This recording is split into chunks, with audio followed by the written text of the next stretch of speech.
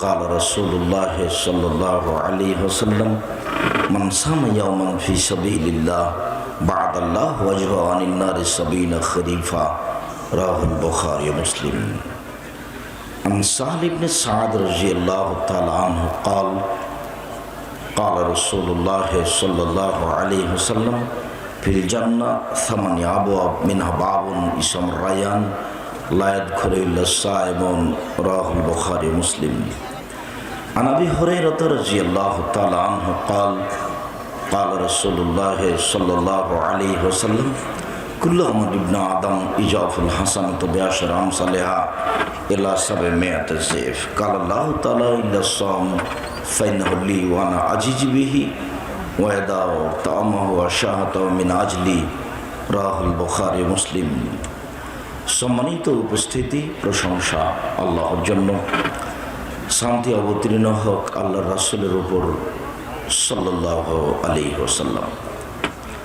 আজকের দিনী বৈঠকে সংক্ষিপ্ত সময়ে বক্তব্যের বিষয় সিয়াম, রোজা। নফল সিয়াম, নফল রোজা। নফল সিয়াম সম্পর্কে সংক্ষিপ্ত তথ্যবহুল বিবরণের চেষ্টা করব ইনশাআল্লাহুল আজিজ। সম্মানিত উপস্থিতি, আপনাদের জানা আছে ইবাদতের জগতে সবচেয়ে দামি ইবাদত হলো সিয়াম। সিয়ামের তুলনায় ইবাদত হিসেবে আর কোনো ইবাদত এত দামি নয়।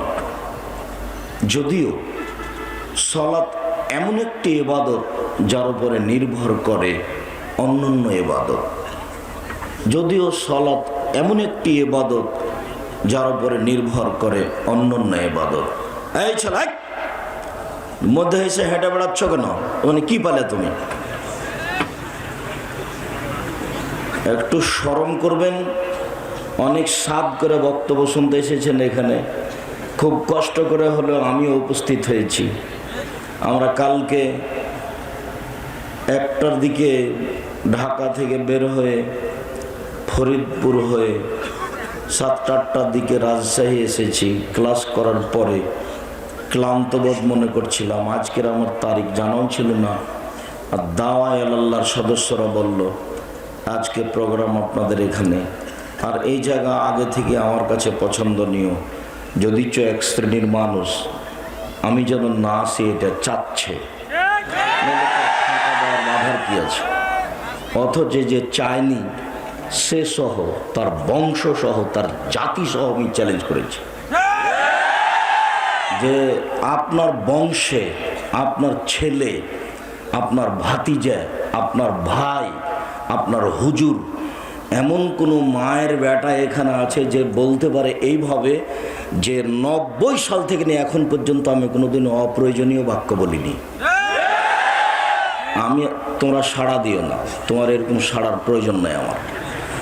তুমি মনোযোগ সহকারে কথা শোনে, এটা আমি ঐকান্তিক কামনা করি। তোমার যেমন কষ্ট আছে তেমন আমারও কষ্ট আছে।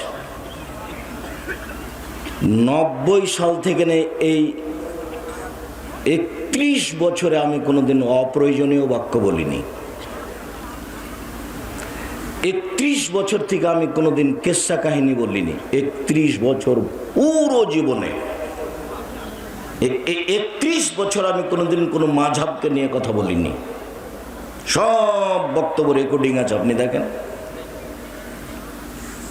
31 বছর আমি কোনোদিন মানুষের কাছে কোনোদিন পথ খরচ পাথেও যায়নি। যদি প্রমাণ হয়ে যায়, যেদিন প্রমাণ হয়ে যাবে সেদিন থেকে আমি আর অন্তত জাতির সামনে আসবো না, বাড়িতে থাকবো।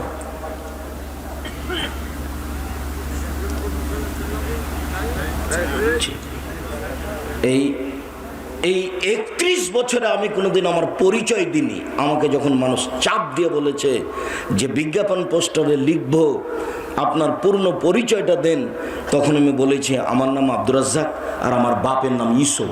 বাপ বেটা মিলে আব্দুর রাজ্জাক বিন ইউসুফ, এর চেয়ে বেশি বলিনি। আমি কোনোদিন মানুষকে আমার পরিচয় দিয়েছি যে আমি শিক্ষাগত যোগ্যতা আমার এরকম যদি প্রমাণ হয়ে যায় তাহলে আমি সেদিন থেকে আর কোনোদিন বক্তব্য দেব না। এই মাটিকাটা কলেজের মাঠে আমি বক্তব্য দিতে পারবো না? মানে এমন কে আছে যে এখানে বক্তব্য দেওয়ার সাহস রাখে আমি ছাড়া? অন্য আসতে পারে ছেঁচড়া মেচড়া করে, আমি আসবো আসলভাবে। আপনি একটু বলেন না যে আমার একজন বক্তা আছে যে 31 বছরে কোনোদিন অপ্রয়োজনীয় বাক্য বলেনি। আর আপনার সাহস থাকে তো বলেন না। আপনার কোনো বক্তা বলুক না 31 বছরে আমি কোনোদিন কেসা কাহিনী বলিনি।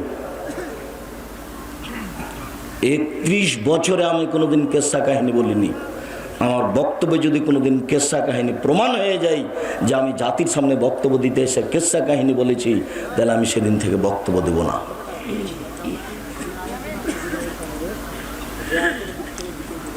একত্রিশ বছরে আমি কোনোদিন কোরআন হাদিসের বাইরে কোনো কথা বলিনি।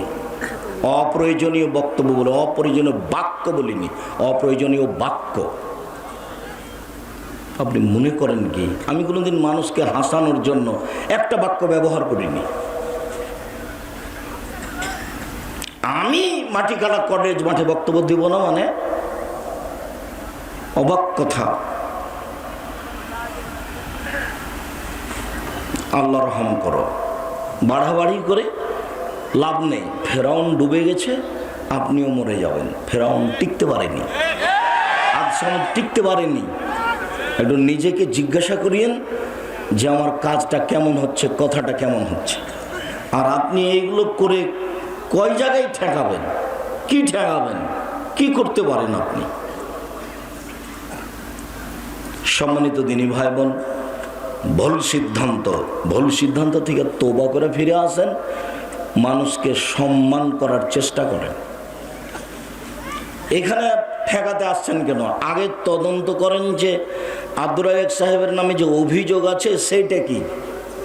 31 বছর আমি কোনোদিন সরকার বিরোধী বক্তব্য দিইনি। আবার বললাম আপনাকে, আমি যখন শিরকের আলোচনা করেছি তখন বলেছি এইটা শিরক, এইটা শিরক, এইটা শিরক, এইটা শিরক, দিবস শিরক, অমুক দিবস শিরক, তমুক দিবস শিরক, এটা বলেছি। সেটা যদি কেউ বলে যে এটা সরকারের অনুকূল হলো না, তো তাহলে তার বুদ্ধিই নাই। আমি কোনোদিন বলিনি এই সরকার চলবে না, সেই সরকার চলবে, এই সরকার এই করে, সেই সরকার এই করে। এরকম যদি আমার একটা বাক্য থাকে আমি কোনোদিন বক্তব্য দেব না। আপনি না চিনে কথা বললেন কি করে? আর আপনার হুজুরের বিদ্যা বিষয়ে কথা ঠিক, আমি পড়ি বিষয়ে কথা ঠিক, আমার ফতোয়া লিখাই কাজ। আল্লাহে আল্লাহর কসম, আল্লাহে আল্লাহর কসম, আল্লাহে আল্লাহর কসম, 31 বছরে আমি কোনোদিন মানুষকে ফাঁকি দেওয়ার চেষ্টা করিনি কোরআন হাদিস নাম দিয়ে। 31 বছর আমি কোনোদিন স্বার্থে পা ফেলিনি, আমার নিজস্ব স্বার্থে।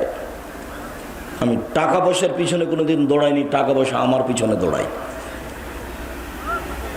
প্রতি মাসে আমাকে 24 লক্ষ বেতন লাগে। এখন 24 লক্ষ শিক্ষক শিক্ষিকা ছাত্রকে কর্মচারীকে 24 লক্ষ বেতন লাগে।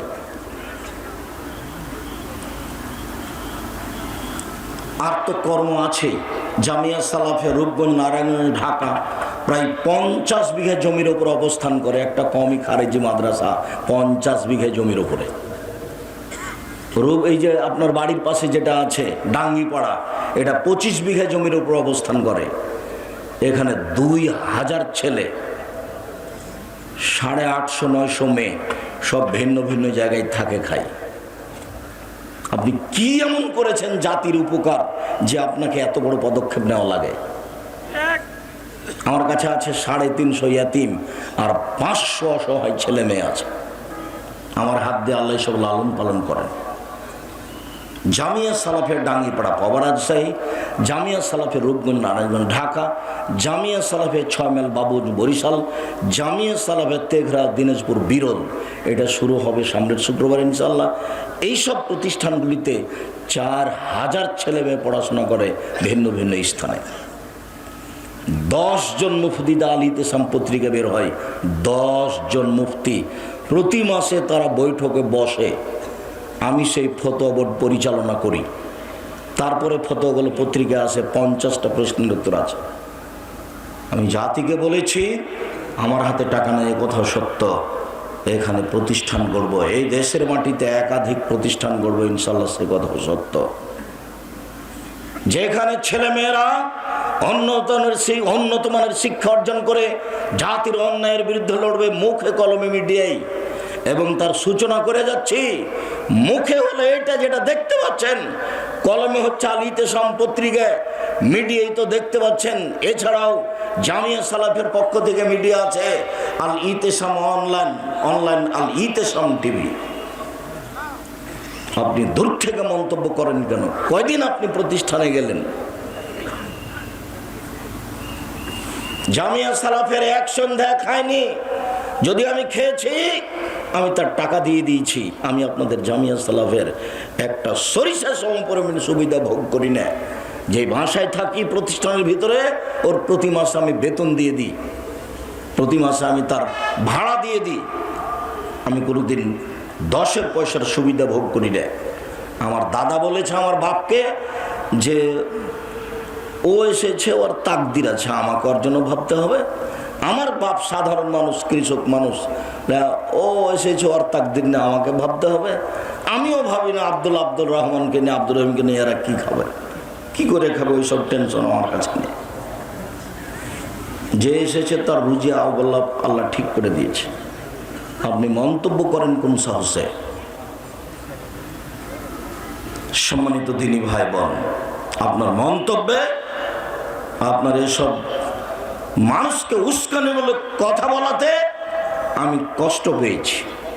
আপনি সংশোধন হন।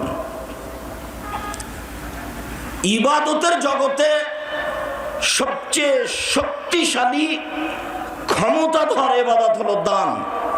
পৃথিবীতে দানের চেয়ে শক্তিশালী ক্ষমতাধর পাওয়ারফুল ইবাদত নেই, সেটা হলো দান। দানের মতো শক্তিশালী ইবাদত পৃথিবীতে নেই। অবাক জিনিস, যে দান করলেন আপনি, কাজ হলো আরেক জায়গাতে গিয়ে। আপনি দান করলেন আপনার মায়ের নামে, কবরের শাস্তি বন্ধ হয়ে গেল। আমি বলিনি এই কথা, এই কথা মুহাম্মদ সাল্লাল্লাহু আলাইহি ওয়াসাল্লাম বলেন। তিনি বলেন, ইন্না সাদকাতা তুতফি হারাল কবরে, নিশ্চয় দান কবরের শাস্তিকে বন্ধ করে দেয়। দান এমন এক শক্তিশালী ইবাদত। রাসূল সাল্লাল্লাহু আলাইহি ওয়াসাল্লাম বলেন, ইন্না সাদকাতা সিররে তুতফি গাযাবার রাব্বে, নিশ্চয় দান আল্লাহর রাগকে মিটিয়ে দেয়। আপনি পাপ করেছেন, আল্লাহ জাহান্নামে দিবেন, সেজন্য অপেক্ষা করছেন, আপনি দান করলেন, সেটা মিটে গেল, হারিয়ে গেল। তিনি বলেন, ইন্না সাদকাতা তুতফিল খাতিয়াতা কামা ইতফুল মাউন নারা, নিশ্চয় দান মানুষের পাপকে মিটিয়ে দেয়, পানি যেমন আগুনকে নিভিয়ে দেয়। আমি অনবদক, এই ছেলে, আমি এখানে কানে শুনতে পাচ্ছি, তুমি শুনতে পাও না? আমাদের যারা এইসব দায়িত্ব নিয়েছে সব ছেলেরা কোথায়? পাশে পাশে কোনো মানুষ যেন চলাচল করতে পারে না, হাঁটে। আমি যে কথা বলছি আপনি গল্প করছেন, আপনার একটু লজ্জা হয় না? আপনার একটু শরম হয় না? আপনি কি নিজে গরু ছাগল পশু মনে করছেন? আপনি কি নিজেকে পশু মনে করছেন? আপনার আমি বলেছি, আমি সালাম দেওয়ার পরে কাজ কর্ম চলাচল কথাবার্তা ক্রয় বিক্রয় সব বন্ধ করে দিবেন। আমি আপনার জন্য এসেছি, আপনার কিছু না কিছু আমি উপকার করবো ইনশাআল্লাহ। আমি সালাম দেওয়ার পরে আপনি কোন লজ্জায় কথা বলেন, আপনি কোন শরমে কথা বলেন? আমি আপনার জন্য এসেছি। কেন আপনি ওখানে দাঁড়িয়ে আছেন? কোন সাহসে দাঁড়িয়ে আছেন? আপনার সাহসের ভিত্তি কি? কি মনে করেন আপনি? আপনার কাছে বিদ্যে বেশি না? আপনার কাছে বুদ্ধি বেশি না? আপনাকে আমি গরু ছাগল মনে করি? হিসাব বেটা আমি করবো কেন? আল্লাহ বলেছেন, বুঝে না ওরা অন্তর আছে, বুঝে না, দেখেও দেখে না ওরা চক্ষু আছে, দেখে না, শুনেও শুনে না ওরা কান আছে, শুনে না। উলাইকা কালানাম, তারা পশু প্রাণীর মতো, তারা গরু ছাগলের মতো, তারা কুকুর শ্রীগেলের মতো। ভালো হওয়া যায় বরং তার চেয়ে খারাপ। তোমার বাপ কুকুর শ্রীগেলের চেয়ে খারাপ। আব্দুর রাজ্জাক সাহেব, কষ্ট দিবেন না, আপনাকে খুব ভালোবাসি, আমার কষ্ট দেওয়ার কিছু নেই।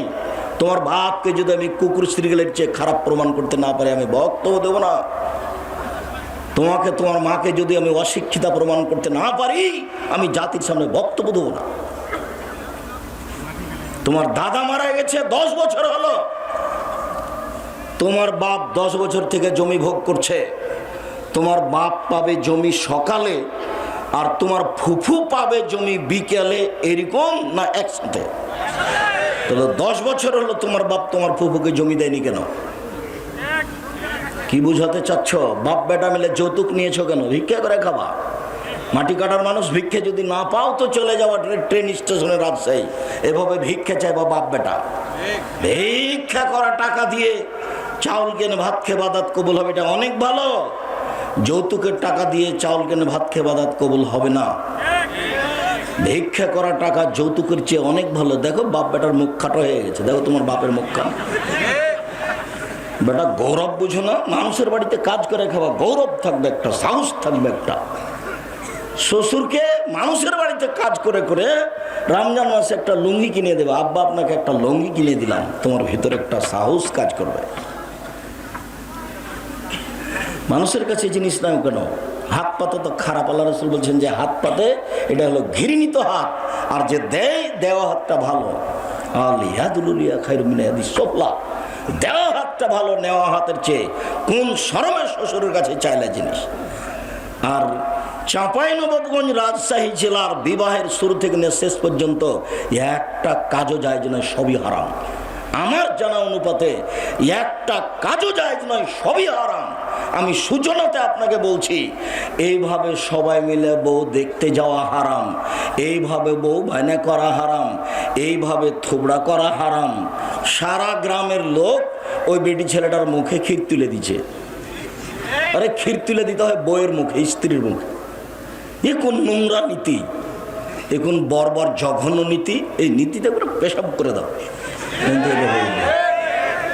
সেদিন তো তোমাকে আমি বলে গেছি, ডুলি বিবি শব্দটা এমন ভাবে পেশাব করে দিবা যে 10 বছর 20 বছর পরে মানুষ যেন ডুলি বিবি শব্দ খুঁজে না পায়। কি গো ডুলি বিবি মানে কি, এরকম যেন হয়ে যায়। এতগুলো বেটি ছেলে মহিলা মানুষ কেন যাবে ওখানে? কোন সরমে যাবে? ঢং ঢং করে চলে যাচ্ছে আর ঘুরে বেড়াচ্ছে। কেন যাবে? কোথায় তার প্রমাণ? কোথায় ক্ষীরকাঁচির প্রমাণ? কোথায় আমাটার প্রমাণ? কোথায় ছেলের পক্ষ থেকে যা লোক গেছে মেয়ের পক্ষ থেকে তার অর্ধেক আসবে, আর মেয়ের পক্ষ থেকে যা এসে ছেলের পক্ষ থেকে তার ডবল যাবে? কোথায় এগুলো? বিবাহ পড়াতে হবে আগে মেয়ের কাছে, তারপরে ছেলের কাছে। কোথায় এগুলো? একটা নীতি প্রমাণ করতে পারেন? সব হারাম। কাজী সাহেব খুব ক্ষিপ্ত হয়েছে। আব্দুর রাজ্জাক সাহেব, আপনি এই কথা বলেন যে আমাদের খাতার পাতা দিয়ে পেশাব পায়খানা করে পবিত্রতা অর্জন করতে হবে, আমাদের খাতাকে টয়লেট পেপার হিসাবে ব্যবহার করতে হবে। আপনি এই কথা কোন সাহসে বলেন? আমার কোনো সাহস নেই। তোমার খাতাতে লেখা আছে মেয়ের পক্ষ থেকে 2 জন সাক্ষী লাগবে, ছেলের পক্ষ থেকে 2 জন সাক্ষী লাগবে। এর প্রমাণ তুমি করো। 4 জন সাক্ষী লাগে জেনা প্রমাণ করতে। তা আমি বিবাহ দিচ্ছি, এটা কি জেনা করালাম নাকি? কিয়ামত পর্যন্ত সময় থাকলো, বিবাহের জন্য যদি 4টা সাক্ষীর প্রমাণ হয়ে যায়, আমার জীবদ্দশায় প্রমাণ হয়ে গেলে সেদিন থেকে আমি জাতিকে বলবো আসসালামু আলাইকুম, আর ভুল হয়েছে, আমি বাড়ি চলে গেলাম, আর কোনোদিন জাতির সামনে আসবো না। 4টা সাক্ষী কেন ওখানে? 4টা সাক্ষী কি প্রমাণ করতে লাগে বলেন তো, একটু জানা আছে আপনাদের? জেনা প্রমাণ করতে 4টা সাক্ষী লাগে। আর ওর সূচনায় হারাম বলছে যে ছেলের পক্ষ থেকে। পক্ষ আবার কি? আল্লাহ নবী বলেছেন যে একটা বিবাহ জায়েজ হওয়ার জন্য 2 জন মানুষ লাগে, সেখানে পক্ষ নেই, লাগবে বাপ আর লাগবে 2 জন সাক্ষী। তিনি বলেন লা নিকাহ ইল্লা বিওয়ালিন, বাপ ছাড়া বিবাহ হয় না। উকিল বাপ হারাম, উকিল বাপ হারাম। চট্টগ্রাম, সিলেট, বরিশালে সেদিন থেকে উকিল বাপি বাপ। ওই মেয়ের বাড়ি, এখন ওটা মেয়ে, ওর বাড়ি বেড়াতে যাবে, মেয়ে আবার ওকে বাপ বলে ডাকবে, ও বাপের বাড়ি যাবে। অবাক কথা, উল্টে গেছে পৃথিবী। সেদিন থেকে যে আসল বাপ ছিল সে নাকি বাদ পড়ে গেছে, এখন উকিল বাপ এসেছে। আর চাঁপাইনবাবগঞ্জ রাজশাহীতে উকিল বাপ বাপ নয়, তবে উকিল ধরা হয়। তো বাপ ইচ্ছে তো বেঁচে আছে, ওকে মেরে ফেলেন দিয়ে আর একজনকে উকিল ধরেন। ইবাদতের জগতে সবচেয়ে শক্তিশালী পাওয়ারফুল ক্ষমতাধর ইবাদত দান, এ কথাই ঠিক। এর পরেও আল্লাহ নিজে হাতে দানের নেকি দিবেন না, নিজে হাতে নেকি দিবেন সিয়াম রোজার।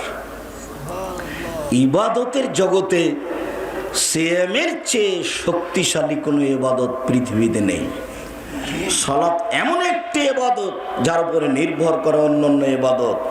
বুঝলাম সবচেয়ে দামি ইবাদত সিয়াম। আব্দুর রাজ্জাক সাহেব, আপনার মুখে এটাই বুঝলাম। এর পরেও বলছি, যদি নামাজ না থাকে, সালাত না থাকে, তাহলে সিয়ামের মতো ইবাদতকে আল্লাহ কেটে দিবেন। এই কথাই ঠিক যে দান সবচেয়ে শক্তিশালী ইবাদত।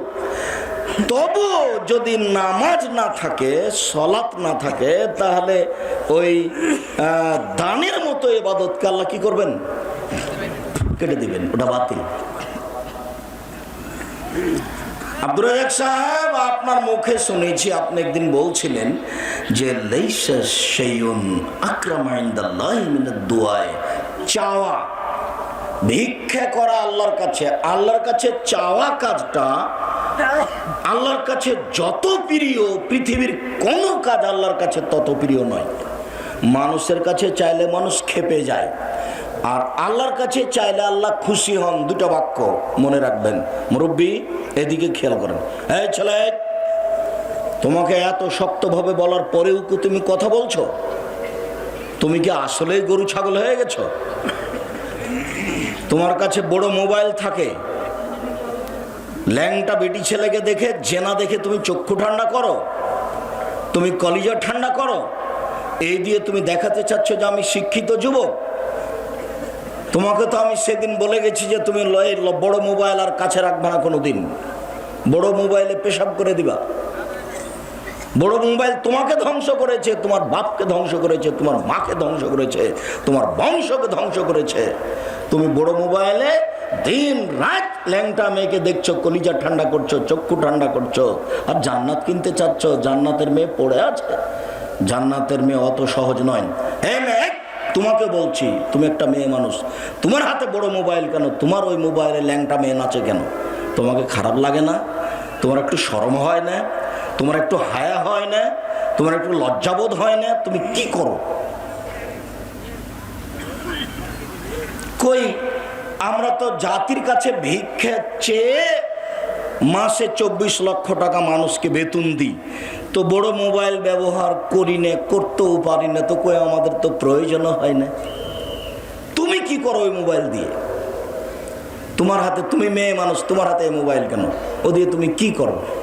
আব্দুর রাজ্জাক, সেই দিয়ে আমি একটু বই পুস্তক ঠিক করি, অনলাইনে পড়ি। তুমি অনলাইনে শুধু পড়ো আর কিছু করো না? তুমি শয়তানকে চিনো? শয়তান আল্লাহকে বলছে। আল্লাহ যখন বললেন সর সর এখান থেকে সর, আমি যে বললাম যে তুই আদমকে মেনে নে, তো তুই বললি যে আমি মানতে পারবো না, আমি মাটির তৈরি নই, আমি আগুনের তৈরি, তো তোর অহংকার বেশি হয়েছে, সর সর সর। তখন শয়তান বলছে ওয়া ইজ্জতাকা ওয়া জালালাকা ওয়া ইরতিফায়ে মাকানাকা, আল্লাহ তোমার মর্যাদার কসম, তোমার সম্মানের কসম, তোমার ইজ্জতের কসম, লা উবিয়ানাল ইনসানা, মানুষকে আমি ভ্রান্ত করবই করব। আমি শয়তান একাই জাহান্নামে যাব না, আদমের ছেলে মেয়েকে নিয়েই যাব, ওদের দেখে ছেড়ে দেবো কি করে ও জান্নাতে যেতে পারে আমাকে বাদ দিয়ে। এই কথা যখন শয়তান বলল, তখন আল্লাহ বলছেন ওয়া ইজ্জতি ওয়া মাকানি ওয়া ইরতিফায়ে মাকানি ওয়া জালালি, শয়তান তুমি মনে রেখো, আমার সম্মানের কসম, আমার ইজ্জতের কসম, আমার মর্যাদার কসম, আদম সন্তান আমাকে যতবার বলবে ভুল হয়েছে, আমি ততবার ক্ষমা করে দেব। দেখি তুই কি করতে পারিস। তাহলে আপনি বুঝতে পারছেন না শয়তান আপনার কত বড় শত্রু। ও জিদ করে আছে, ও জীবন বাজি রেখে আপনাকে জাহান্নামে নিয়ে যাবে, এটা ওয়াদা করেছে আল্লাহর সামনে, এটার ওয়াদা। এই জন্য কিয়ামত পর্যন্ত বেঁচে থাকবে। এই মেয়ে, ফ্যাশন বোরকা পরে আছো কেন? তোমার পরনে কোন বোরকা এটা? আর তুমি যে মাথায় কাপড় না দিয়ে বসে আছো, এটা তোমার কেমন? তোমাকে কে শিক্ষিতা বলেছে? কে বললো তোমাকে? না, আমি তো কোনোদিন বলিনি। দেখো, জাতির ক্ষতি করে, মানুষের ক্ষতি করে, জনগণকে জাহান্নামে ঠেলে দিয়ে নিজেকে শিক্ষিতা মনে করো না। নিজেকে গুটিয়ে রাখো। জীবন অল্প দিনের, বেশি দিনের জীবন নয়। এইভাবে হাট বাজারে যায় না, প্রয়োজন নেই। কই, আমরা তো কোনোদিন হাট বাজারে যাই না, আমাদের তো চলছে, তো আমরা তো বেঁচে আছি। কোনো দিন নয়, একদিনও নয়, এক সন্ধ্যার জন্য নয়, এক মিনিটের জন্য নয়, তো কই আমরা তো বেঁচে আছি। তোমার হাটে বাজারে যাওয়ার লাগে কেন? ঢং ঢং করে চলে যাচ্ছ হাটে বাজারে। তোমার বাপ নেই, তোমার ভাই নেই, তোমার স্বামী নেই, তোমার দেবর ভাসুর নেই, সব কি মরে গেছে? তুমি কি বিপদে পড়ে গেছো? তোমার একটা আত্মমর্যাদা থাকার দরকার। তোমার বাপের একটা আত্মমর্যাদা আছে, যেটা তুমি রক্ষা করবে। তোমার স্বামীর একটা আত্মমর্যাদা আছে, সেটা তুমি রক্ষা করবে। শোনো, মধ্যখানে তোমাকে বলছি দুটা কথা। সম্মানিত দিনী বোন, আপনাকে বলছে একটু দুটা কথা খেয়াল করেন তো। গল্প করছেন নাকি? আপনাকে গল্প করতে নিষেধ করলাম। একজন যদি আপনার গায়ের উপর দিয়ে এইদিকে চলে যায়, তবে আপনি মুখ খুলবেন না। গায়ের উপর দিয়ে চড়ে চলে গেছে, আপনি মুখ খুলবেন না। মুখ বন্ধ করেন। আমি নির্বাচন করতে আসিনি, আমি ভোট চাইতে আসিনি। আপনার স্বভাব ভালো নয়, এই কথাটা বলতে এসেছি। আপনার গায়ের উপরে দাঁড়া চলে যাক, আপনি কথা বলবেন না, মুখ খুলবেন না। আর উপস্থিত বৈঠকের দিনী মুসলিম ভাই বোন, ক্ষমতা দেখিয়ে একসঙ্গে বাঁচতে চায়েন না। হ্যাঁ, দেখে নিব কে কি করে। এই ক্ষমতা দেখিয়ে এক মিনিট বেঁচে থাকার চেষ্টা করিয়েন না, এরই নাম জুলুম। দাঙ্গাবাজি করে, ক্ষমতা দেখিয়ে, দলীয় দাপট দেখিয়ে মানুষের জমি দখল করিয়েন না, মানুষকে জেল হাজতে দিয়েন না, দোকানে বসে মানুষের বিরুদ্ধে আড্ডা পিটিয়েন না, মানুষের বদনাম করিয়েন না, সুদ ঘুষ খেয়ে অর্থ সম্পদ তৈরি করে অহংকার করিয়েন না। দাঙ্গাবাজি করে, ক্ষমতা দেখিয়ে, আত্মহংকার করে এক মিনিট বাঁচার চেষ্টা করিয়েন না। মাটির মানুষ নরম হয়ে যান। প্রতিবেশী যা বলেছে বলেছে, উত্তর দিবেন না। প্রতিপক্ষ যা বলেছে বলেছে, উত্তর দিবেন না। সময় শেষ হয়ে গেছে। শুনুন, উপস্থিত বৈঠকের মুসলিম বোন, আপনার কাছে এসেছি, আপনি একটু খাস করে দুটা কথা শুনে রাখেন। প্রথম কথা হলো এই যে আপনার একটু আত্মমর্যাদা থাকা দরকার। আত্মমর্যাদা, মান সম্মান। আপনার বাপের একটা আত্মমর্যাদা আছে, সেটা রক্ষা করা উচিত। আত্মমর্যাদা কাকে বলে দেখেন তো, আপনাকে আমি দেখাচ্ছি, দু তিনটা দিক দেখাচ্ছি। আল্লাহ রাসূল জান্নাতে ঢুকলেন, ঢুকে দেখলেন স্বপ্নে খুব সুন্দর একটা টকটকে ঝকঝকে ঘর, বুখারীর হাদিস। তা আল্লাহ রাসূল বলছেন যে পাশে একটা বৃদ্ধা মহিলা, এই মহিলা বলতে পারো এই ঘরটা কার? তখন মহিলা বলছে, জি, এটা উমারের ঘর। তখন আল্লাহ রাসূল বলছেন, আমার মনটা চাইলো যে আমি একটু ঘরটার ভিতরে ঢুকে দেখি, বাহির যদি এত সুন্দর হয়, ভিতরই বা কেমন, দেখার আমার স্বাদ হলো। কিন্তু মনে পড়লো উমারের আত্মমর্যাদার কথা। উমার খুব বড় মানুষ, তার ঘরে ঢোকা যাবে না, তাই আমি ঢুকলাম না। সকালে উমারের সাথে দেখা হয়ে গেল, উমার, আমি জান্নাতে ঘোরার সময় দেখলাম তোমার একটা ঘর, আমার মনটা চাইলো তোমার ঘরে ঢুকি, কিন্তু তোমার আত্মমর্যাদাকে হিসাব করে আমি ঢুকতে পারিনি। উমার তখন বলছেন, আপনি আমার আত্মমর্যাদাকে খেয়াল করেন। এই বলে তিনি কাঁদতে লাগলেন। আত্মমর্যাদা। এবার তোমার কাছে চলে আসলাম, একবারও তোমার সাথে মিলে আছে। আবু বকর সিদ্দিক রাদিয়াল্লাহু তাআলার মেয়ে আসমা। আসমা গরিব মানুষ, তার স্বামী ও মাঠে কিছু খেজুরের গাছ লাগিয়েছিল। তো খেজুরের আঁটি বোঝাকে মাথায় করে আসমা বাড়ি চলে যাচ্ছে। তো রাস্তায় আল্লাহ রাসূলের দেখা। তো আল্লাহ রাসূল বলছেন, আসমা, তুমি উঠে চলে আসো, আমার উটের উপরে উঠো। তখন আসমা বলছেন, আমি লজ্জা করলাম না, আমার স্বামী জুবাইরের একটা আত্মমর্যাদা আছে, আমি এই আল্লাহ রাসূলের উটের পিছনে উঠবো? না না না না, আমার স্বামীর আত্মমর্যাদার ক্ষতি হবে। আমি উঠলাম না, বাড়ি চলে আসলাম। আমি বললাম, জুবাইর, একটা কথা শোনো। কি? আমি মাঠ থেকে খেজুরের আঁটি বোঝা মাথায় করে আসছিলাম, তো রাসূল আমাকে বললেন যে তুমি উটের পিঠে চলে আসো। তো আমি আপনার আত্মমর্যাদাকে খেয়াল করে রাসূলের উটের পিঠে উঠিনি। তখন জুবাইর বলছেন, আসমা, রাসূলের উটের পিঠে উঠোনি আমার আত্মমর্যাদাকে রক্ষা করতে গিয়ে, এইটা ভালো। তবে তুমি যে খেজুরের বোঝা মাথায় করে চলে আসো, এটা আমার কাছে আরো বেশি খারাপ লাগে। এতে আমার আত্মমর্যাদা আরো বেশি বাধা দেয়, আমি এটা চাই না। তো তোমার স্বামী, তুমি বাজারে চলে যাও, এর গায়ে ধাক্কা লাগে, আসকারা মাস্কারা মুখে দিয়ে চোখে দিয়ে ঢং ঢং করে ঘুরে বেড়াও, তো তোমার বাপের একটু আত্মমর্যাদাতে বাধা দেয় লাগে না? খারাপ লাগে না? তোমার ভাইকে একটু খারাপ লাগে না? সবাই কি পশু প্রাণী হয়ে গেছে? বোঝে না ওরা অন্তর আছে, বুঝে না। দেখে না ওরা চক্ষু আছে, দেখে না। শোনে না ওরা কান আছে, শোনে না। উলাইকা কালানাম, তারা পশু প্রাণীর মতো, তারা গরু ছাগলের মতো, তারা কুকুর শ্লীলের মতো। তাহলে বাপ চাচার আত্মমর্যাদা হারিয়ে গেছে, এরা কি কুকুর শ্লীলের মতো পশু প্রাণীর মতো হয়ে গেছে? আমরা যদি শুনি যে বউ একদিন রাস্তায় যাচ্ছিল গাড়িতে, আর একজনের গায়ের সাথে লেগে গেছে, তাহলে তো ইন্নালিল্লাহ, অজ্ঞান হয়ে যাবে। আপনাকে একটু খারাপ লাগে না? উপস্থিত বৈঠকের মুসলিম বোন শুনুন, আত্মমর্যাদা। ওয়াইমের বলছেন, আল্লাহর নবী, আমি দেখছি যে আমার স্ত্রীর সাথে একজন অন্যায় করছে, তো কি করব? তখন আল্লাহ রাসূল বলছেন, 4 জন সাক্ষী খুঁজবা, নইলে তোমাকে পিটাবো। তো আল্লাহ রাসূল, আমি আমার স্ত্রীর সাথে একজন অশ্লীল কাজ করছে আর আমি সাক্ষী খুঁজতে যাব? আমার মনে চাচ্ছে ওকে আমি তরবারি দিয়ে মেরে দেবো, ওকে তরবারি দিয়ে মেরে দেব। তখন আল্লাহ রাসূল বলছেন, দেখছো উমাইরের আত্মমর্যাদা, তার একবারে আত্মমর্যাদা আঘাত লেগেছে, আমার স্ত্রী অশ্লীল কাজ করছে, সাক্ষী খুঁজতে যাব না, লোকটাকে আগে মেরে দেব। আরে শোনো, উমাইরের আত্মমর্যাদা যত, আমার আত্মমর্যাদা তার চেয়ে অনেক অনেক বেশি। আমার আত্মমর্যাদা যত, আল্লাহর আত্মমর্যাদা তার চেয়ে অনেক অনেক অনেক বেশি। যখন কোনো মানুষ অশ্লীল কাজ করে, তখন আল্লাহর আত্মমর্যাদাতে খুব আঘাত লাগে। ছি।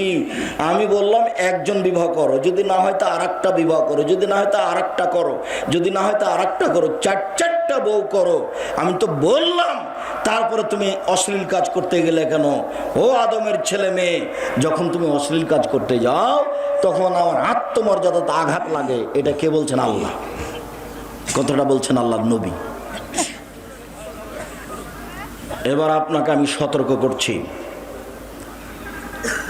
আবু হুরায়রা রাদিয়াল্লাহু তাআলা আনহু বলেন, রাসূল সাল্লাল্লাহু আলাইহি সাল্লাম বলেছেন, 3 শ্রেণীর মানুষ জান্নাতে যাবে না। এক, মদবেনুল খামর, যারা নিয়মিত বিড়ি, তামাক, জর্দা, সিগারেট, গুল, নেশাদার দ্রব্য খায়, পান করে, তারা জান্নাতে যাবে না।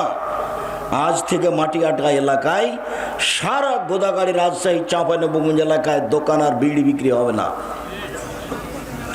সিগারেট বিক্রি হবে না। তুমি কেমন আত্মার বিরুদ্ধে চলতে পারো তা আজকে দেখা যাবে। তুমি যদি এখান থেকে বের হয়ে আবার সিগারেট ধরাও, তাহলে তুমি ধরে না আমি গরু ছাগলের মতো, আমি বুঝেও বুঝি না, আমি পশুর মতো, আমি বুঝেও বুঝি না। আমি আসলে মানুষ হয়ে কখন বাদ পড়ে গেছি, মানুষ থেকে আমি কখন বাদ পড়ে গেছি, এটা তো খারাপ। বিড়ি, তামাক, জর্দা, সিগারেট, গুল, নেশাদার দ্রব্য পান করে খায় যে, সে জান্নাতে যাবে না। 2, আর রাজলাতু মিনান নিসায়ে, পুরুষের বেশধারী নারী, যারা পুরুষের জুতা স্যান্ডেল পরে, যারা পুরুষের শার্ট প্যান্ট পরে, যারা পুরুষের পোশাক পরে, তারা জান্নাতে যাবে না। তোমার গায়ে কি পুরুষের পোশাক আছে? তুমি সাবধান হও, তোমাকেই বলছি। 3, অদায়ুস আল্লাযী ইকরু ফিল খাবাসা, ওই লোক জান্নাতে যাবে না যে দায়ুসকে, যে তার বাড়িতে বেহায়াইর সুযোগ দিয়েছে, যার বউ, যার মেয়ে নগ্ন পোশাকে চলে, স্কুল কলেজে যায়, ও হচ্ছে দায়ুস। যার স্ত্রী নগ্ন পোশাকে পলে, সে হচ্ছে চলে, সে হলো দায়ুস। এ জান্নাতে যাবে না। এই 3 শ্রেণীর মানুষ জান্নাতে যাবে না। সম্মানিত দিনী ভাই বোন, তাহাজ্জুদ পড়েন, নিজেকে রক্ষা করেন। উপস্থিত বৈঠকের দিনই মুসলিম বোন, আপনাকে আর একটা কথা বলে আমি বিষয়ে ফিরে যাই। এই ছেলে, অল্প সময় ধৈর্যের পরিচয় দিবেন। বাইরে একটু চা খেয়ে আসি, বাদাম খেয়ে আসি, এরকম করবেন না। একটু ধৈর্যের পরিচয় দিবেন। আমি কেসা কাহিনী বলতে আসিনি যে আপনি বাহির থেকে বাদাম কিনে নিয়ে আসবেন আর বাদাম খাবেন আর বসে থাকবেন। আমার একটা বাক্যের মূল্য 1 কোটি টাকা হিসাব করে বসে থাকতে হবে। আর নিজেকে মানুষ মনে করিয়েন, ধৈর্যের পরিচয় দিয়েন। ধৈর্য ঘোড়ার ডিম নয়। ধৈর্য শুধু মুখে বলি, তার অবস্থা কোনোদিন দেখলাম না। ধৈর্য কাকে বলে? বউ রান্না করেছে, তরকারিতে লবণ বেশি দিয়ে দিয়েছে, গালি দিয়ে দিলাম, এটাই কি ধৈর্য? হালবা এসে দেখি বউ গরুর নাইন্দে পানি দেয়নি, তখন পিটিয়ে দিলাম, এটাই কি ধৈর্য? ধৈর্য কি জিনিস? ধৈর্য কাকে বলে? ধৈর্য কি শুধু শব্দ, না এর কোনো বাস্তবায়ন আছে? তো আমি কথা বলছি, তুমি ওই বাইরে হেঁটে গিয়ে চা খেতে যাচ্ছ, এটা কোন ধৈর্য? এটা কোন ধৈর্য? ধৈর্যের পরিচয় দিতে হবে একটু, যে ধৈর্য একটা জিনিস যেটা মানুষ বাস্তবায়ন করতে পারে, পশু পারে না। আল্লাহ বলেননি মানুষকে গরু ছাগল, বলেছেন গরু ছাগলের মতো। তার মানে গরু ছাগল কখনোই ধৈর্য ধারণ করতে পারবে না। পারবে কে? মানুষই পারবে। তাই আল্লাহ বলছেন ও গরু ছাগলের মতো। মানুষ গরু ছাগল নয়, গরু ছাগলের মতো। যখনও ধৈর্য ধারণ করে না তখনও গরু ছাগলের মতো। উপস্থিত বৈঠকের দিনই মুসলিম বোন, একটু শোনেন। রাসূল সাল্লাল্লাহু আলাইহি ওয়াসাল্লাম বলেন, সিলফান মিন আহলিন নার লাম আরাহুমা, 2 শ্রেণীর মানুষ আছে ওরা জাহান্নামে যাবে, আমি তাদের দেখিনি। 2 শ্রেণীর মানুষ আছে ওরা জাহান্নামে যাবে, আমি তাদের দেখিনি। 2 শ্রেণীর মানুষ আছে ওরা জাহান্নামে যাবে, আমি তাদের দেখিনি। এক কমন মাহুম সেয়াতুন, 1 শ্রেণীর মানুষ তাদের হাতে থাকবে লাঠি। 1 শ্রেণীর মানুষ তাদের হাতে থাকবে লাঠি, কাজ নাবিল বাকারে, গাভীর লেজের মতো। এজরে বুনা বেহান নাস, তারা মানুষকে মারবে। লাঠি থাকবে হাতে গাভীর লেজের মতো, একদিক মোটা একদিক চিকন, তারা মানুষকে মারবে। এরকম লাঠি থাকে প্রশাসনের লোকের হাতে। এরকম লাঠি থাকে যারা কলেজ বিশ্ববিদ্যালয়ে পড়ে মারামারি করে। এরকম লাঠি থাকে যারা দলীয় দাপট দেখা দেয় যায় তাদের হাতে। যাদের হাতে এরকম লাঠি থাকবে ওরা জাহান্নামে যাবে, ওদের আমি তাদের দেখিনি। 2 নিসাউন, মহিলা, কাশে এতন, কাপড় পরে থাকে, আর এতন উলঙ্গ। দেখো তো তোমার কাপড়টা এরকম কিনা। আপনি যে একজন মুসলিম বোন, আপনি যে ছোট ব্লাউজ পরে আছেন, তো এইখান থেকে নিয়ে কবজি পর্যন্ত এটুকু ফাঁকা, এটুকু কি? এটুকু আপনার শরীরের অঙ্গ নয়? আপনি যে ছোট ব্লাউজ পরে আছেন, পেট দেখা যায়, এটুকু কি? এটুকু আপনার শরীরের অঙ্গ নয়? আপনি যে শাড়ি পরে আছেন, মোজা পরেননি, আপনি যখন অটোতে উঠতে যান তখন হাঁটু পর্যন্ত দেখা যায়, আপনার শরম বোধ হয় না?